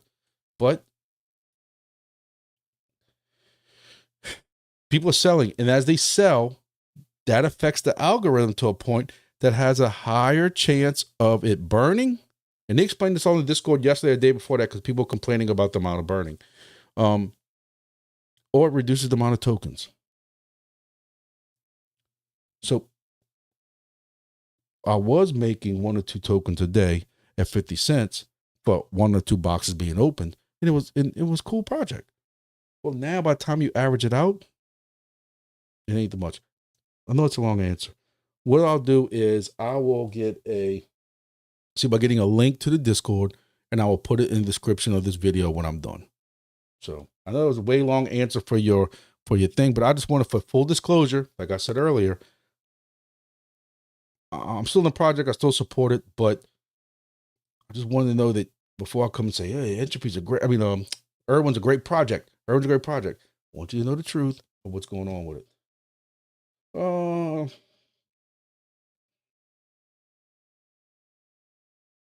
Hopsec, I'm gonna tell you, there's several projects that are doing that now. With the ESP32 projects, I'm in Entropy, which is the godfather of it. They're the ones that really started it. You have Useless Brick. I'm still in that one. Still don't understand it, but I'm in that one. You have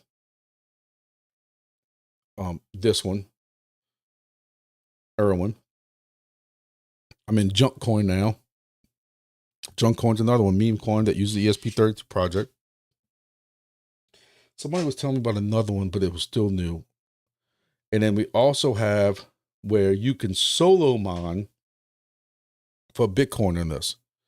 And some people are confused because they sit here and I won't say attack me, but they negative on it, saying like, you don't have enough terahashes. Well, you're basically lottery mining with this. We know there's not enough mining. You're not mining into a pool and sharing your resources and everybody splitting the Bitcoin as reward. This is solo mining a Bitcoin. And you had somebody, because whenever somebody does hit that, and look, there's a lot of people doing this. Once a year, you hear about somebody who solo mined a Bitcoin with this, or with some type of little USB Bitcoin miner. It's really a nostalgic type of cool thing to do, to set up the USB thing on your desk and look at it and put a little display on it and shows what the price of Bitcoin is right now. You have a better chance of going out to eat with Dolly Parton and I don't know, Jenny McCarthy, and then having somebody come in and pay the ticket, pay the price, and at the same time go to the 7-Eleven across the street, buy the Powerball and win. You have a better chance of all them things happening than the solo mine. Because I know, the reason I haven't did the video yet on this is solo mining is because I know I'm gonna get attacked for it, because I see the people attacking the other YouTubers who are doing videos on solo mining, even though those YouTubers are saying you have a better chance of winning the lottery with whoever some nice, cute young star is these days in her 20s. But that is a project, because I do have 2 ES. I had one extra one because I have a link to buy on Amazon. You can get a 3-pack of these for $18. So I had an extra one. But now, since I told Flexcoin, whatever it was, FLX token, I'll pull that out. So now I got 2 of them.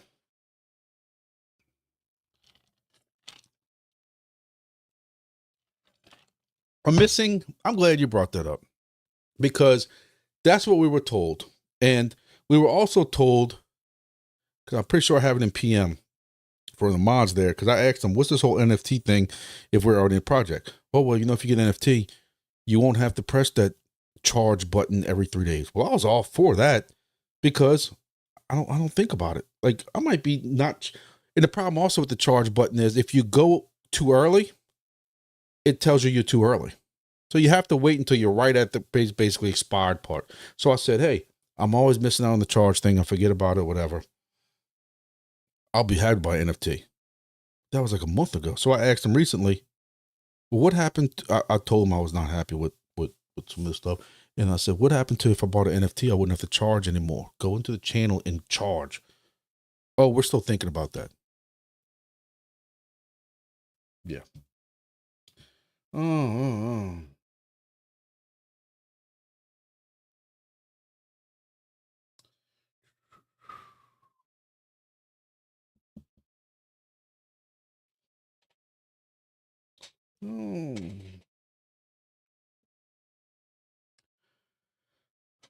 Hey, T says that he hopes helium goes up. Listen, I sold some helium back when it was $30, $40 a while back. And since then I've held on to it. I got hundreds and hundreds and hundreds and hundreds of HNT, and I can't bear to sell it at $3 or $4 or $5, even $10.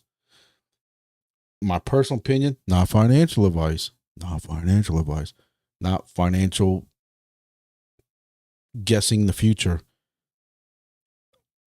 It was almost at $10 a few weeks ago. I can see it get to $20, $25 if we have this great bull market that they keep saying we're going to have. I don't ever see it getting the $40, $50 again. To me, you have too much diversity in the project between different camps. Instead of everybody supporting each other, you have like this gang war, like I always talk about, almost like it's two separate projects. People who are in IoT that are not mobile, knock the mobile side. People who are in mobile but not IoT, knock the other side. And if you're in both of them, then you just copacetic. I've always said helium, and I mentioned this in a video that with no sound. Helium is a perfect example of what I say, that you can have successful crypto projects and people still call it a failure.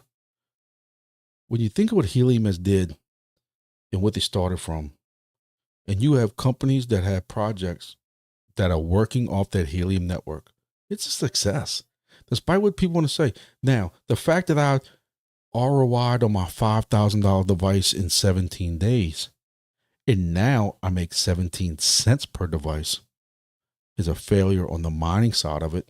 But the network is still, my demo devices right now that are, because those still work. People want to go knock Soarchain for it, but my demo devices are still lit up while my vehicles are parked. There's a Helium device in my backyard that's runs off WeatherXM. You have these other projects that are all working off of Helium. The network's a success. The mining side is absolutely piss poor horrible. And there's another project that I was talking to somebody about, which is basically the same thing.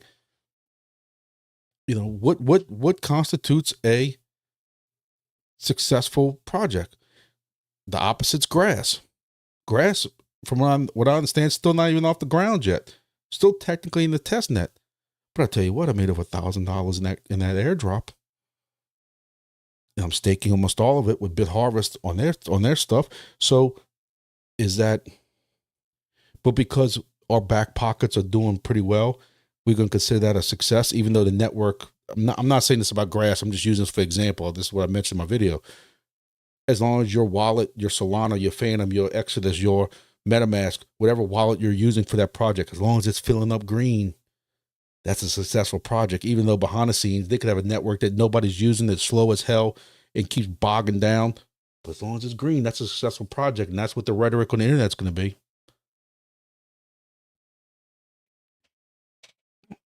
Who knows, man? I don't know. Oh, Wingbits covered Soarchain. I think Silencio weather station covered started 9 minutes ago. I think, yep. I think we about done, bro. I think we're about done. I got a long weekend. Isn't real.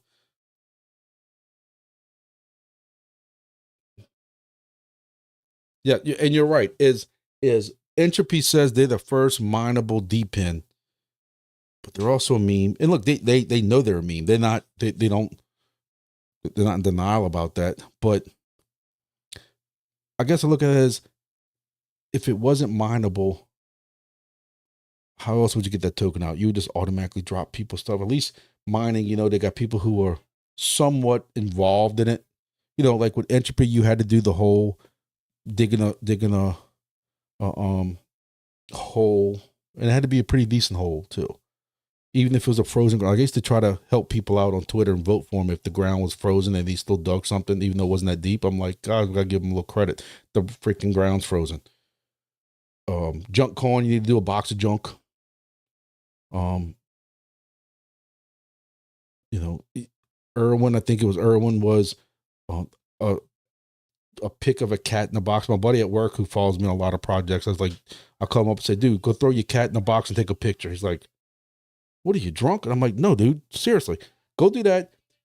Go on Discord, join this group, go on Twitter, do a box of your fat, he has a fat cat, your fat cat in a box. And he did it. He got in. You know, they all got some kind of little thing. And I think that's cool. I don't like to see it get too carried away. Some of these projects, you start seeing them getting a little carried away with, all right, while you're doing that, you also have to tip on your one toe while you take your left hand, rub your nose with your right hand, you rub your left butt cheek. You know, okay, now it's getting fucking stupid. B, I cut my teeth with ASIC mining. I started ASIC mining. Ooh, man, I don't know how long ago that was. 2015, 2016, when L3 pluses came out, L3 pluses, whatever. I was Litecoin mining. At the same time, you know, I knew a little bit about GPUs because I was building computers. I built this computer. And I got some 1080 Ti's from a pretty good price from a guy who was getting out of gaming. He got married and had kids. And I got the GPUs from him, followed Vosk. You know, I was with Vosk early, man, and Vosk showed me a lot of this crypto mining stuff. Despite how people feel about him now, I won't argue that at some point he's lost his way when he shills these absolute junk coins that don't even have a website. I can't disagree with you. But in the beginning, you watch his beginning videos, he taught me a lot about GPU mining, and I was making $20-something a day with Ethereum. And then the best part is when Ethereum decided that, when they announced that they were going away from GPU mining, I didn't even wait for that part. People like, you can't get rid of GPU miners already. I can, because that was around COVID, and the GPU mining prices, GPUs, I got for one GPU of a 1090 Ti that was, 4 or 5 years old at that point, I got for one GPU what I paid for all three of them. A guy wanted my whole GPU setup. I sat there and I had the whole rack, GPU rack set up, and the Pi, everything. I boxed that whole thing up, sent it to a brother in Illinois. Made a killing off. I made a killing off the Ethereum every day and all that. But yeah, I had GPU miners. I had an L3++. Then I went on eBay and bought an L3+ and put some custom firmware on it. I was doing very well in that. I bought a Z9 miner. They had the Z9 minis, I think, and I bought the big Z9. So I was mining Zcoin. I was a little bit late on that because the coin never really recovered. I broke even on it. And the best part was, again, you have friends and you made friends and you did favors for friends over the years, and you cash in those friends. My ASIC miners were at a buddy's warehouse. I didn't pay a dime for power. Didn't pay a dime for power. That's why ASIC mining was so good. My GPU miners, I here. I mean, I kept those here. I didn't want those GPUs and that dust and stuff like that. But them ASICs, I had a buddy who gave me some, gave me like 15 of these Bitcoin mining ASICs. I forget what they were called. They were trash, absolute trash. ASICs, and always had power surges, always had something going on. You had to like daisy chain all the ASICs together, and then it had this one controller. It's not Avo. It starts with A. Arrow something. I don't know. But so I did all that stuff, and here that's kind of why I liked the mining I'm doing now, that's what drew me to helium even more, was that when I found out I can do mining, which I like the mining. I thought mining was cool, the fact that you're mining stuff, but the power was stupid. You have to worry about the power. Let's see what this is.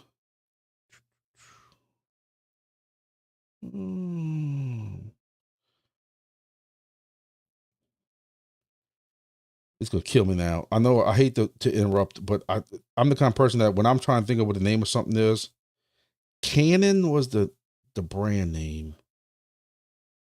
What the hell was the name of the miners? See, Canon was the name of them.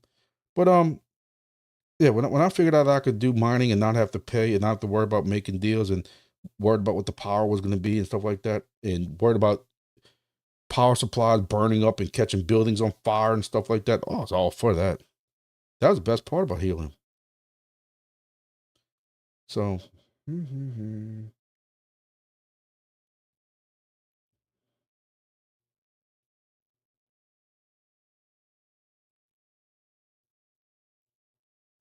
and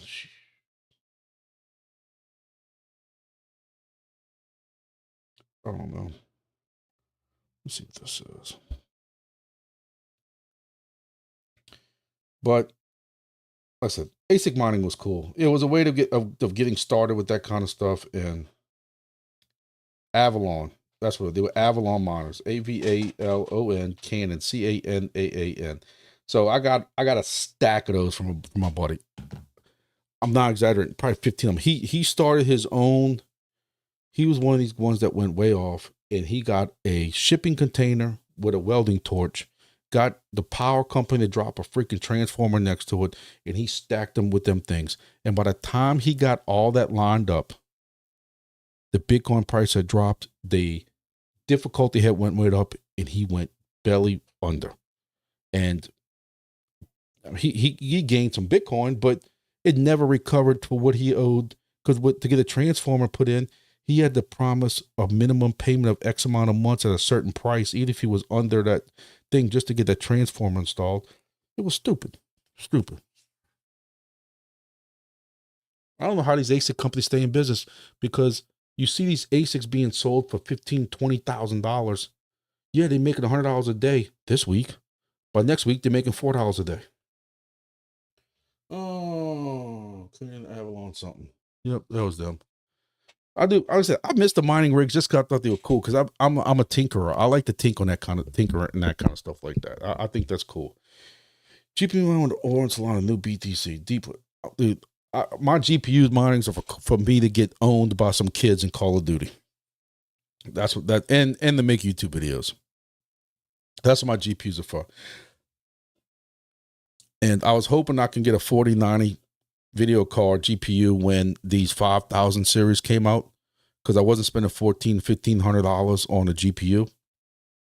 When I didn't pay for that for the whole rig, even my processor. But when the 5000s came out, those prices are so stupid. People are gonna still be buying the 4090s, and those prices didn't go down. So I'm using a 4070 Ti for right now.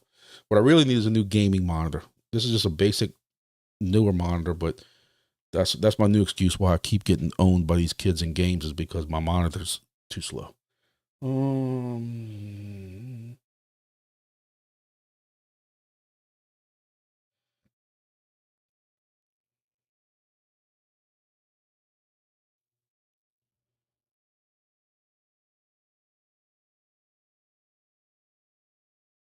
Yeah, who fought it? I do agree with the deep pin thing, but you do have some people who say that so far what you've seen is people who know about certain things that get into deep pin but don't understand the crypto side of stuff. Or you have this company or project that knows about crypto but don't know about deep pin. You haven't really had these companies come in with partners inside of it that know how to run both. You have companies that come in there and say, we working on our project and we don't care really what happens with the token type of thing. And you can't, to me, you can't have that either. Or you have Joe, whatever his name is, does YouTubes and sits here, even though he's doing he's doing YouTube videos talking about deep pin and stuff. is going to sit and say how no D pins are going to survive because nobody's going to use them in the real world and all this goofy, stupid stuff like that. And I don't agree with that either. But I still say, I know some of y'all ain't gonna like it. Me working with cellular carriers and that kind of stuff in RF, that's why I didn't get, even though, you know, I was in Helium IoT, when they mentioned about Helium going to mobile and 5G and stuff, you know, in the Facebook groups, people just wanted to attack me because I was dead honest. Just like when I tell them to buy Sol at $8 and $12, they all attacked me saying I was an idiot because FTX was going under. And I tried to tell them, I said, guys, I see what these cellular companies are going through. I got a buddy of mine who was an engineer with Verizon, that every time there's some little tweak or something going on with that tower, he's out there with his laptop, with an RF scope and all this stuff of what it takes to get 5G working right. Helium ain't going to do it. There's no way. And if a lot of y'all want to be honest with yourselves, despite the fact that it is free, their cellular stuff ain't really taking over the world. And the people who have those devices ain't really buying Lambos. So I get to say my favorite words, I told you so. That pisses people off. You know, I'm sure they got somebody out there that's going to say, I've been with Helium Mobile and I've made $5.6 million so far. Congratulations. I can tell you people also who have, what was it, CBRS or whatever that they canceled and stuff like that. And they're going to sit there and tell you that, yeah, Grumpy, you were right again. I don't like to see anybody lose money. I'm not about that. I'm not about saying I won and I picked this project and I won and y'all lost high. I don't want to see nobody lose money.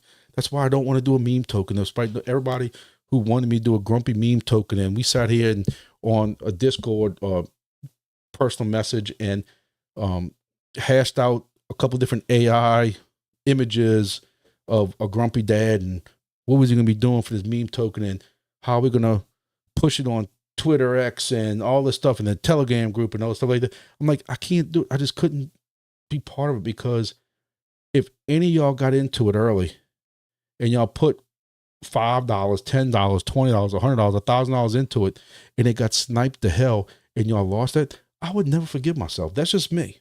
Even though we're all adults here, and even though it says, you know, not financial advice, proceed at your own risk. I even have a disclaimer on the bottom of YouTube that says, you know, I don't know nothing and all this stuff like that, and you can lose your butt off. Alex Becker says on his videos, we're going to lose. You're going to lose all your money. You don't know what you're doing. I don't know what I'm doing. Don't follow these videos. And then proceeds with the video. That's just the kind of person I am. I don't want to see nobody lose money. I wish every project would survive, but we know, you know, and I'm bringing it up with the weather stuff. Do we really need, what are we at? 4 different weather projects right now? You know, is there that many potential customers that say, you know, the first 3 of these crypto weather projects that came to us with data, we didn't go with them, but let's go with the 4th one. Because what you had WeatherXM, then you had Fry, then you had arguably whatever one's next, Nubula, and what's the other one, SkyX or whatever it's called.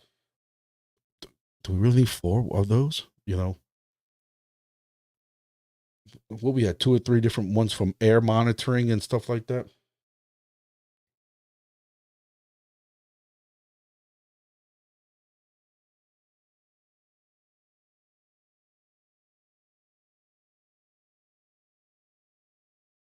And Asala, you know, however you want to pronounce it, it is dead on what I was saying earlier. Is, you know, I've been with Helium since March of 2021, and watched it grow. Again, I get on the mobile side, but the network is somewhat successful. But like you say, it could be next level to perform the field work like I described. Let's be honest. 99% of the coverage areas are just T-Mobile areas. In my area, T-Mobile's horrible. Verizon's horrible. Some people will tell you Verizon's the best. Not where it was. Our cameras that we had out around the parish, anything that at one point, anything that had Verizon cellular cards or cellular modems in them, we had to go yank out for AT&T. That's how bad Verizon was. Yet, you go to some places, Verizon blows them out the water. But T-Mobile is horrible. And let's be honest, that's what helium is a majority of places.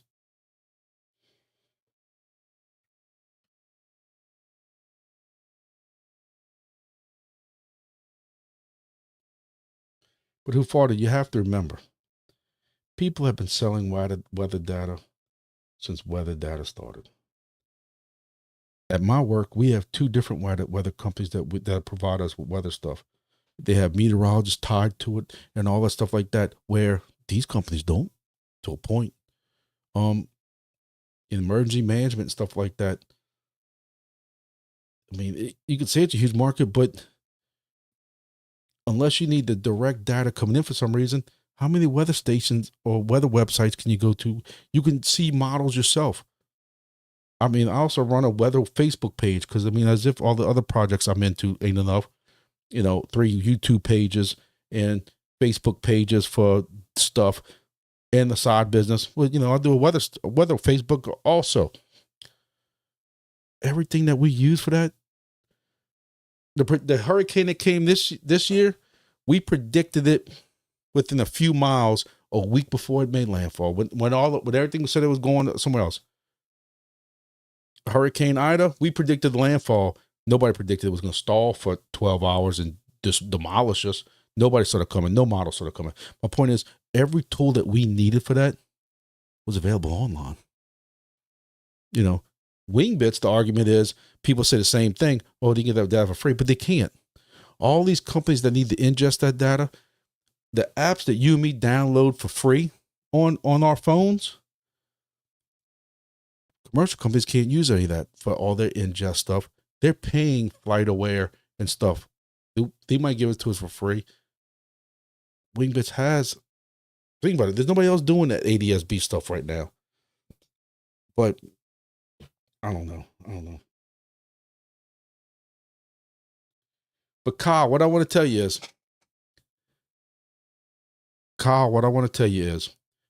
and I learned this when I started doing a lot more RF stuff at my work and working with some of these guys about 10 years ago. It comes in cycles. In 2016, when I started doing a lot of the RF stuff and the camera stuff that I do now, Verizon in our area, the phone would catch fire. It was so fast as most places. They dumped so much money, because my friend was bragging about it. They dumped so much money into upgrading their network and doing all this stuff, and it was fast as hell. But then they have to recover. They got stockholders. And then they don't touch it. AT&T suffering. They were horrible. Horrible. And you know what AT&T does a year or two later? They dump all kinds of stupid money into improving their network. They did it right now on my tower to put the newest of new 5G, was it Class C or whatever it is, C-band, 5G plus enhanced, whatever it is. I'm getting almost 1 gig download speed on my FirstNet or AT&T phone from AT&T. Verizon can't touch it. Verizon hasn't upgraded their network stuff. They still got the same old radios hanging on our water towers. Give it another year, whatever. Then you're going to see them dump money into the network. And T-Mobile did it at us 2 years ago. There's a monopole tower behind our office with T-Mobile on it. It was a Sprint tower. T-Mobile brought out Sprint. And T-Mobile dumped stupid money 2 years ago. We have a guy at work that has T-Mobile, thinks it's the greatest thing in the world. He also has a problem, when he wants to admit it, that his phone will show full coverage and he won't dial out or text out. Famous during weather events, storms and stuff like that. They all got their issues. Where I hunt at, you can take a Verizon phone and dump it out the car 20 miles before you get there. And then the tree stands, you got full AT&T coverage. You go into a city, Verizon will blow all of them out the water. They all got their pros and cons.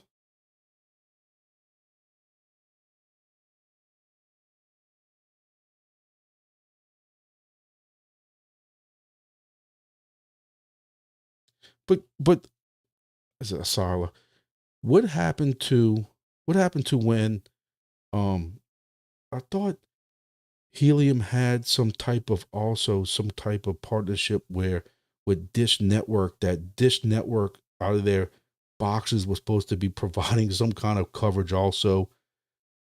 Or was it Dish Network was going to use Helium as a backbone to some of the devices, which now, it's like cats and dogs getting married, because I used to be a big DirecTV guy years ago. DirecTV now bought out, DirecTV, who was also at AT&T, bought out Dish Network. But I know they had some kind of partnership too when I was following all that stuff. I don't know. Well, guys, we're going on 2 hours. I got a lot of stuff going on. I got some stuff to do here. I got to figure out, get these, my Wingbits devices and stuff ready to go for my host station in Grand Isle, my host station in Gulfport. Get that all done. Sala says he don't know if it's ever confirmed. I know you're not telling me Helium lied about something. There's no way. I mean, the whole Lime scooter thing was just a misunderstanding, they said. Who knows? We won't even get started about projects that lie too much. We know better than that. Guys, gals, I appreciate everybody who has followed me, everybody who's got me this far. It is, like I said, we've been alive for 111 minutes. I appreciate it. Still got 18 people hanging around. And then I know there's a lot of people that follow after. I appreciate everybody who's been here tonight. Chug water. Oh, dude, you can make me go check chug water.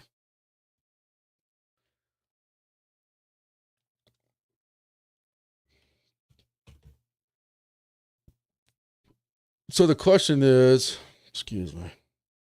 I just got home at 6:50 and I have to hurry up and eat lunch and drink my Diet Coke so I don't fall asleep. I'll eat my dinner all within 10 minutes, and I'll sit here and belch it up and look all unprofessional.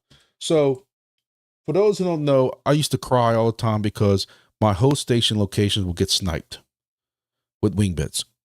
And stupid me would mention where I'm putting one at, Corpus Christi. The next thing you know, they got 4 stations around my station, Corpus Christi. Then Idaho, certain location in Idaho. Next thing you know, they got 2 stations next to that. Then I got a station in Florida. Coincidentally, I mentioned where that one is. 2 or 3 weeks later, there's stations in it. Then I screw up again because I thought that stuff was kind of over with because we were out of DIY devices. I said, nobody's going to go buy a station and put Lubbock, Texas on it. And 2 weeks later, guess what shows up in Lubbock, Texas? But people say I'm paranoid. It just happens. Coincidence. Just coincidence. So I have a buddy who once went in, and I didn't even know where the hell this was. I had to Google it. Met him at a conference, one of my RF conferences. He wants to get in crypto, talking about Wingbits. He lives in a place called Chugwater, Wyoming. I had no idea there was anything called Chugwater, Wyoming. But there is a Chugwater, Wyoming. So, but now I have to wait for I'm out of DIY devices. I got the one that was supposed to go to Missouri. The guy sold his house. That's the one now going to Mississippi. I already worked out something with my friend over there. Plus that gives me coverage on the Gulf Coast. So somewhere around here, I'm looking is, I gotta find it. Chugwater, Wyoming.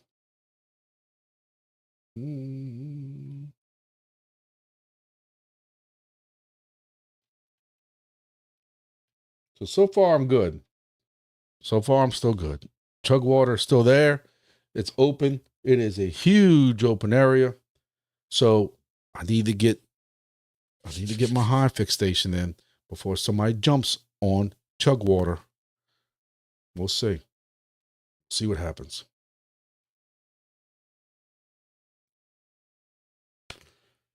Chugwater. Silas says I live some hours from Chugwater, but you better stay out of Chugwater. Tell you right now, somebody's gonna snipe me on Chugwater and I'm gonna lose it. I'm gonna lose it on live video. Yep. Chugwater. Oh. So Chirp Rank. Chirp Rank is, people at work want to know why I keep parking so close to the highway. Because I have my own parking spot behind my building. So I've been telling them that I've been going to the gym every day for the last 2 weeks, or at least a week, every day in February and 2 or 3 days in January, every day. So they want to know why am I not parking my parking spot? And I tell them, I'm parking way in the back, the front parking lot, way in the front, so I can get some extra steps in. Really, I'm leaving this thing literally on the hood of my truck, because I work on a state highway that intersects another state highway. We have a lot of traffic that goes through there going into the city.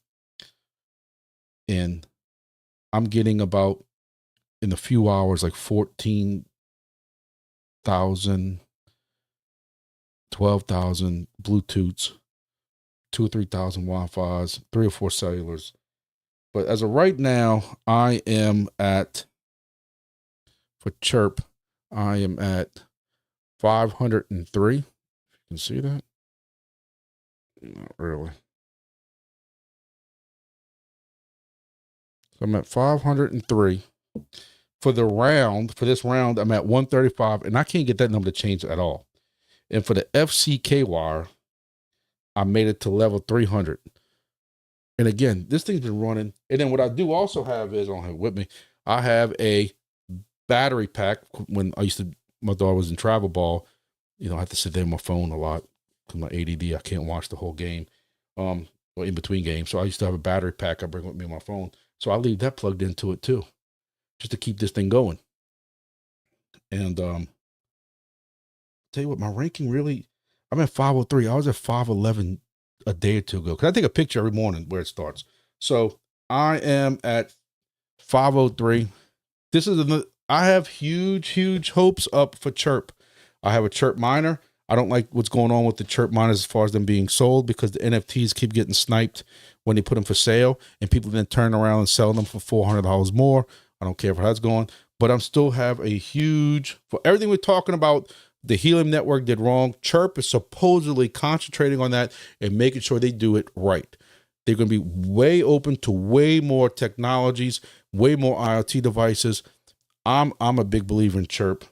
And if you want to get into this project, this is another free downloadable project.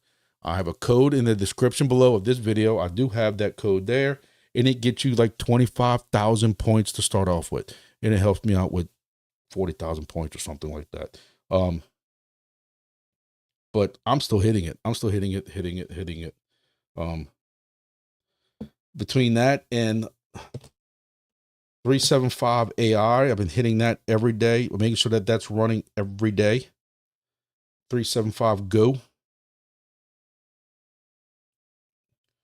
But my hexes aren't really going up since the last video. I'm at 76,000 hexes, because basically I've been riding, which it shouldn't be, because over the weekend I went shopping with my wife again, getting all kinds of new hexes. So from what I understand, the hexes scanned is only a 30-day rolling period.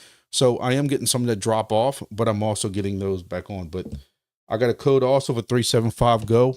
I think that's going to be a big project. There's a waiting list, but to bypass the waiting list, I have a code below for also. And I don't think I really make anything off of that, but it helps you get through that. Do we know when the KAGE testing is over? No, that's something that comes up all the time in Discord. I don't know what's going on with that. I know that they say that once their first tokens drop for the KAGE app, then it'll be every 10 days after that. Every 10 days after that. But I'm still, I'm busting my butt in that. Again, I'm leaving it plugged in. I'm letting it run almost, not all 24/7, but as much as I can. Because around my house, you're not really getting any new connections because you've scanned them so much. And I don't have a lot of traffic. I live in a very rural area, so I don't have a lot of traffic driving in front of my house. So there's no real reason to have it mining at your house. But as soon as I leave my driveway, it's on. Between that, I make sure I open 375 Go every day. Somehow the app crashed and I lost my streak, but I'm back on a 15-day streak and I'm on Epoch 12. So force stop on 375 does help. Yeah, if I'm going on a long trip, or if I think about it, I do a force close on that app and I reopen it every day, just because I've learned the hard way when I did a 3-hour trip to Mississippi. even though it was running, somehow it didn't do anything.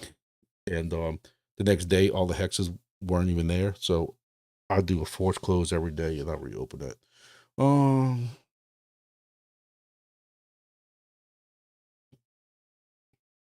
Well, the thing about this is who fault it is. He's talking about putting in the grass, dirt, and stuff like. These two state highways that intersect get a lot of traffic, 7 to 8:39 a.m. in the morning, and also 3 o'clock to 5, 6 o'clock every day. But after that, there's not a lot of traffic, especially at night, because it's kind of a rural area. But what it is these state highways are in between Baton Rouge and New Orleans. So if there's anything going on I-10, which is Interstate 10, anything, people use our state highway to cut through. And that's when you got to leave for work really early. And I'm waiting for that day to happen. It's going to be, well, we had that happen with the snowstorm. All of our interstates were shut down because they're all elevated over swamp, marsh, Lake Pontchartrain, Lake Maurepas, if anybody's familiar with those areas. So all those elevated portions. So we had people backed up on our state highway going through there. And I think I made a video on that, but I'm just watching like I'm hitting the casino and I'm just watching these numbers. I will tell y'all, I might do a little short for y'all since I can't tell y'all exactly what my assignment is until next week of what I got pulled and asked to do for Super Bowl this weekend. There will be a 375 AI phone in my pocket. I can tell you that right now. And I'll probably do a short on it because with the amount of people we have in the French Quarter right now, if anybody thought that terrorist event at the beginning of the year was going to hinder these crowds, go Google French Quarter or Bourbon Street live cameras, and it looks like Mardi Gras already. And we on Thursday night, 3 days before the Super Bowl. So during the day, Saturday, during the day, Sunday, evening, Sunday, it's going to be wild. And I bet I'll blow up 375 AI. Oh, not 375 AI. Well, I'm even running that too, but I'm talking about Chirp KAGE. With all the people out there with phones and all the networks that's going to be out there and stuff, it's going to be wild. If I don't jump up 100 rank, I'm going to be very upset and I'm going to be accusing some people of cheating. With the 50 game bonus, I have a Chirp Blackbird miner, so I have enough Chirp right now to get the 50% bonus. What he's talking about is there is a 50% booster that you can get. So I'm getting 50% because I have 2,300 Chirp, but I also have even Chirp waiting on me to claim. I'm getting like 137, 140 Chirp a day, which I don't even know what that's worth right now because Chirp has gone down along with everything else, but it's still not bad.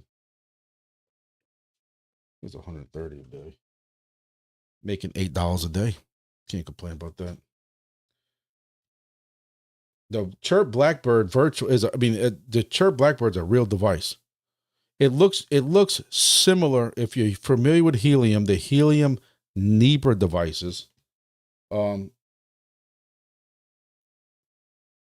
looks kind of like it looks kind of like that Helium device to a point, but it looks just like you see in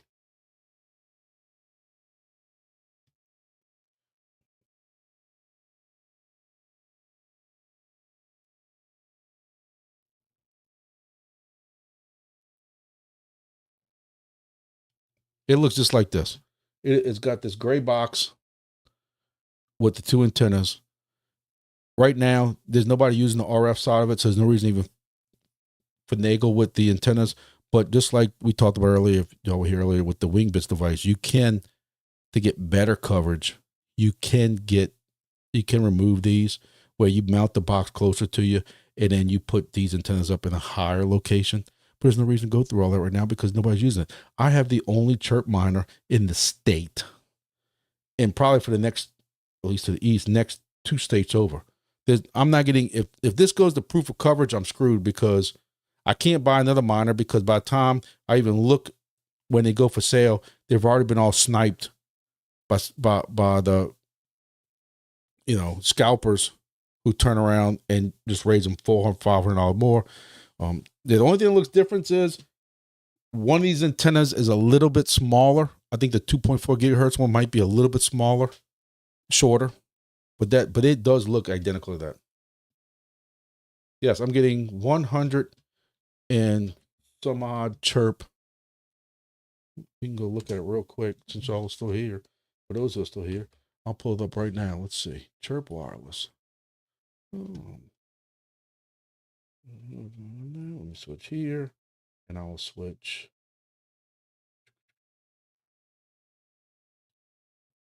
Let's see what we're making, so y'all know what it is live.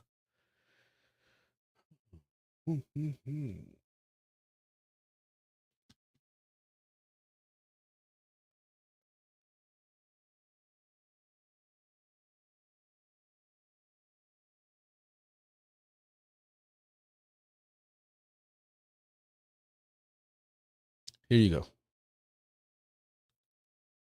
Here is the chirp device. I have one miner online, this is Blackbird, and you can see I made 173 rewards. So really it's a little bit more than that. So we go back to that. We go back to our little chirp on CoinMarketCap, and you type 173.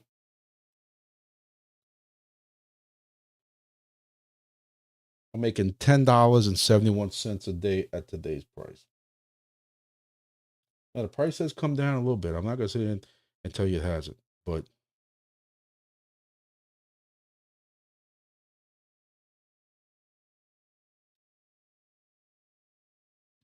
this is the current price, 6 cents. So when it first got released, it was 29 cents. This has to be a glitch. But when you look at what this market cap is, and I mean, this circulating supply, and it's ranked 18, this has the potential to go up. Again, not financial advice, but 29 cents is more of the right price for a token that has 22 million circulating supply right now. And just think what I would be making if it was 29 cents. I mean, that's basically 5 times what I'm making now. It's like $50 a day. Now, I'm not saying anybody will ever see that. Please don't cut an excerpt and say that I said that. But that is what the current Chirp Blackbird miner is making right now, $7 a day. I've always wanted the second one. I have a building in a certain city where I would want to put it at, right next to 2 major interstates, in the largest mall in the state of Louisiana, and the largest mall until you get to Houston or into Florida. I think it would do great. $895 is a lot for me to swing. I would have to sell a little bit of crypto, but I was going to buy one. But when people are going to turn around and then sell it for $1,300, $1,400, $1,500, I'm not buying it. There's no way. Not for a brand new project like this. And I know it's taking chances. That's how you make the money. I have one already, so I'm in the game. I got some skin in the game. I'm not buying another one or one for that much. So let me see if I can grab.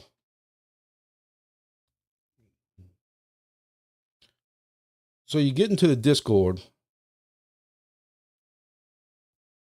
where do you have these announcements at? Because somebody brought this up last week, and I didn't really know what they were talking about because I didn't realize the scalping got this bad. So you're in the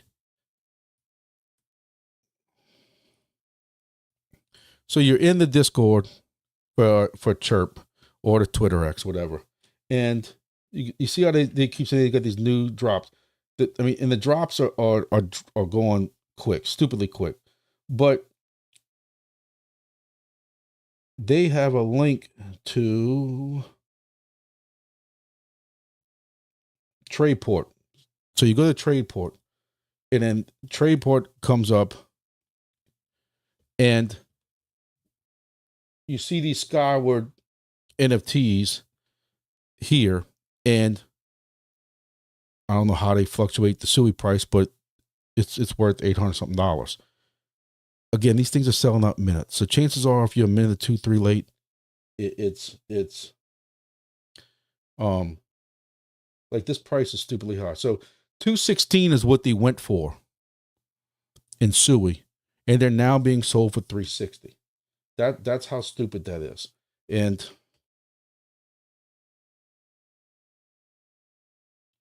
so 216 Sui is, well, that's a $700. And now they want for 324. So now they want 1,000. I'm guessing that's how it is. I don't know how that works. You know, you have to buy an NFT, and then you turn around and you trade that NFT in for the device on their website. You have to buy the NFT first. It's stupid.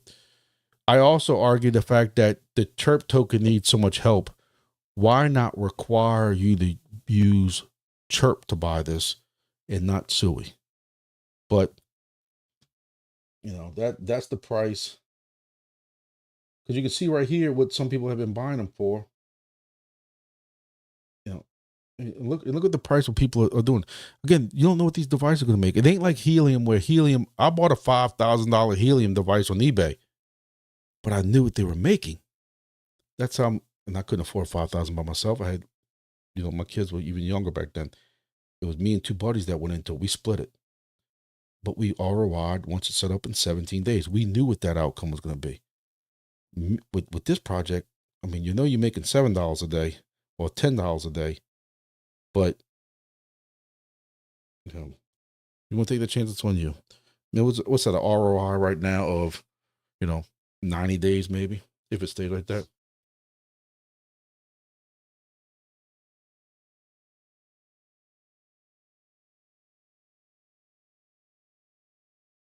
Yeah, so like I said, so when they announce that, hey, these things are on sale, when you come in here, you'll see the price listed as like this 216, which is what they were all listed. And the other day, before I could even move some Sui over, they were all gone, and then you had these new prices. Now, today, because Sui went down so much in the last 2 or 3 days, I'm not telling anybody to buy it, because I don't believe anybody scalping should win anything. I think these wallets should be blacklisted. That's just me. But you saw how these things were listed for 216. All of a sudden, now they're at 300, and at that time was $400 more. If you weren't sitting there ready to buy, you weren't getting them. I don't know how to fix this, because they're right. Anybody could sit there and do the same thing if they had a store, but I think they would still have less of it if somebody had to actually buy the device and then try to turn around and sell the device.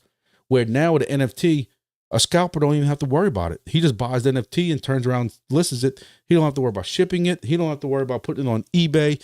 He ain't got to do nothing. It makes it too easy for scalping. I don't know why they did this whole NFT thing. All right. So I appreciate again everybody who was here. Still haven't decided if I'm finishing my video. It won't be tonight. Play a little bit of Call of Duty. Make a little Bywater bourbon. For those who have been following me long enough to know what Bywater bourbon is, with some Diet Coke. Play a little Call of Duty and go take a shower. And I'm gonna get a haircut and cut it. For those who saw my last videos when I had these big, all my gray hair puffing out, you know, I'm gonna have to wear a hat this weekend so I don't get sunburned. It's gonna be back 80-something degrees this weekend for the Super Bowl. We went from 16 degrees last week to 80 degrees. But I appreciate everybody's following me. I'll try to, you know, depend on exactly where we at the time. I might catch some, you know, do some shorts or something like that. I am planning on definitely doing a short when I get down there and some crowds, and I want to get a short of my KAGE, just look like it hit the casino and just ramping up with. I'm gonna wait. I'm not gonna start it yet so that it doesn't have any SSIDs logged yet, and I'm gonna do a short and press scan and just watch it blow up. Because I'm a child at heart. Thank y'all. See y'all later, and I'll see y'all next video. I appreciate all the support again. Thank y'all.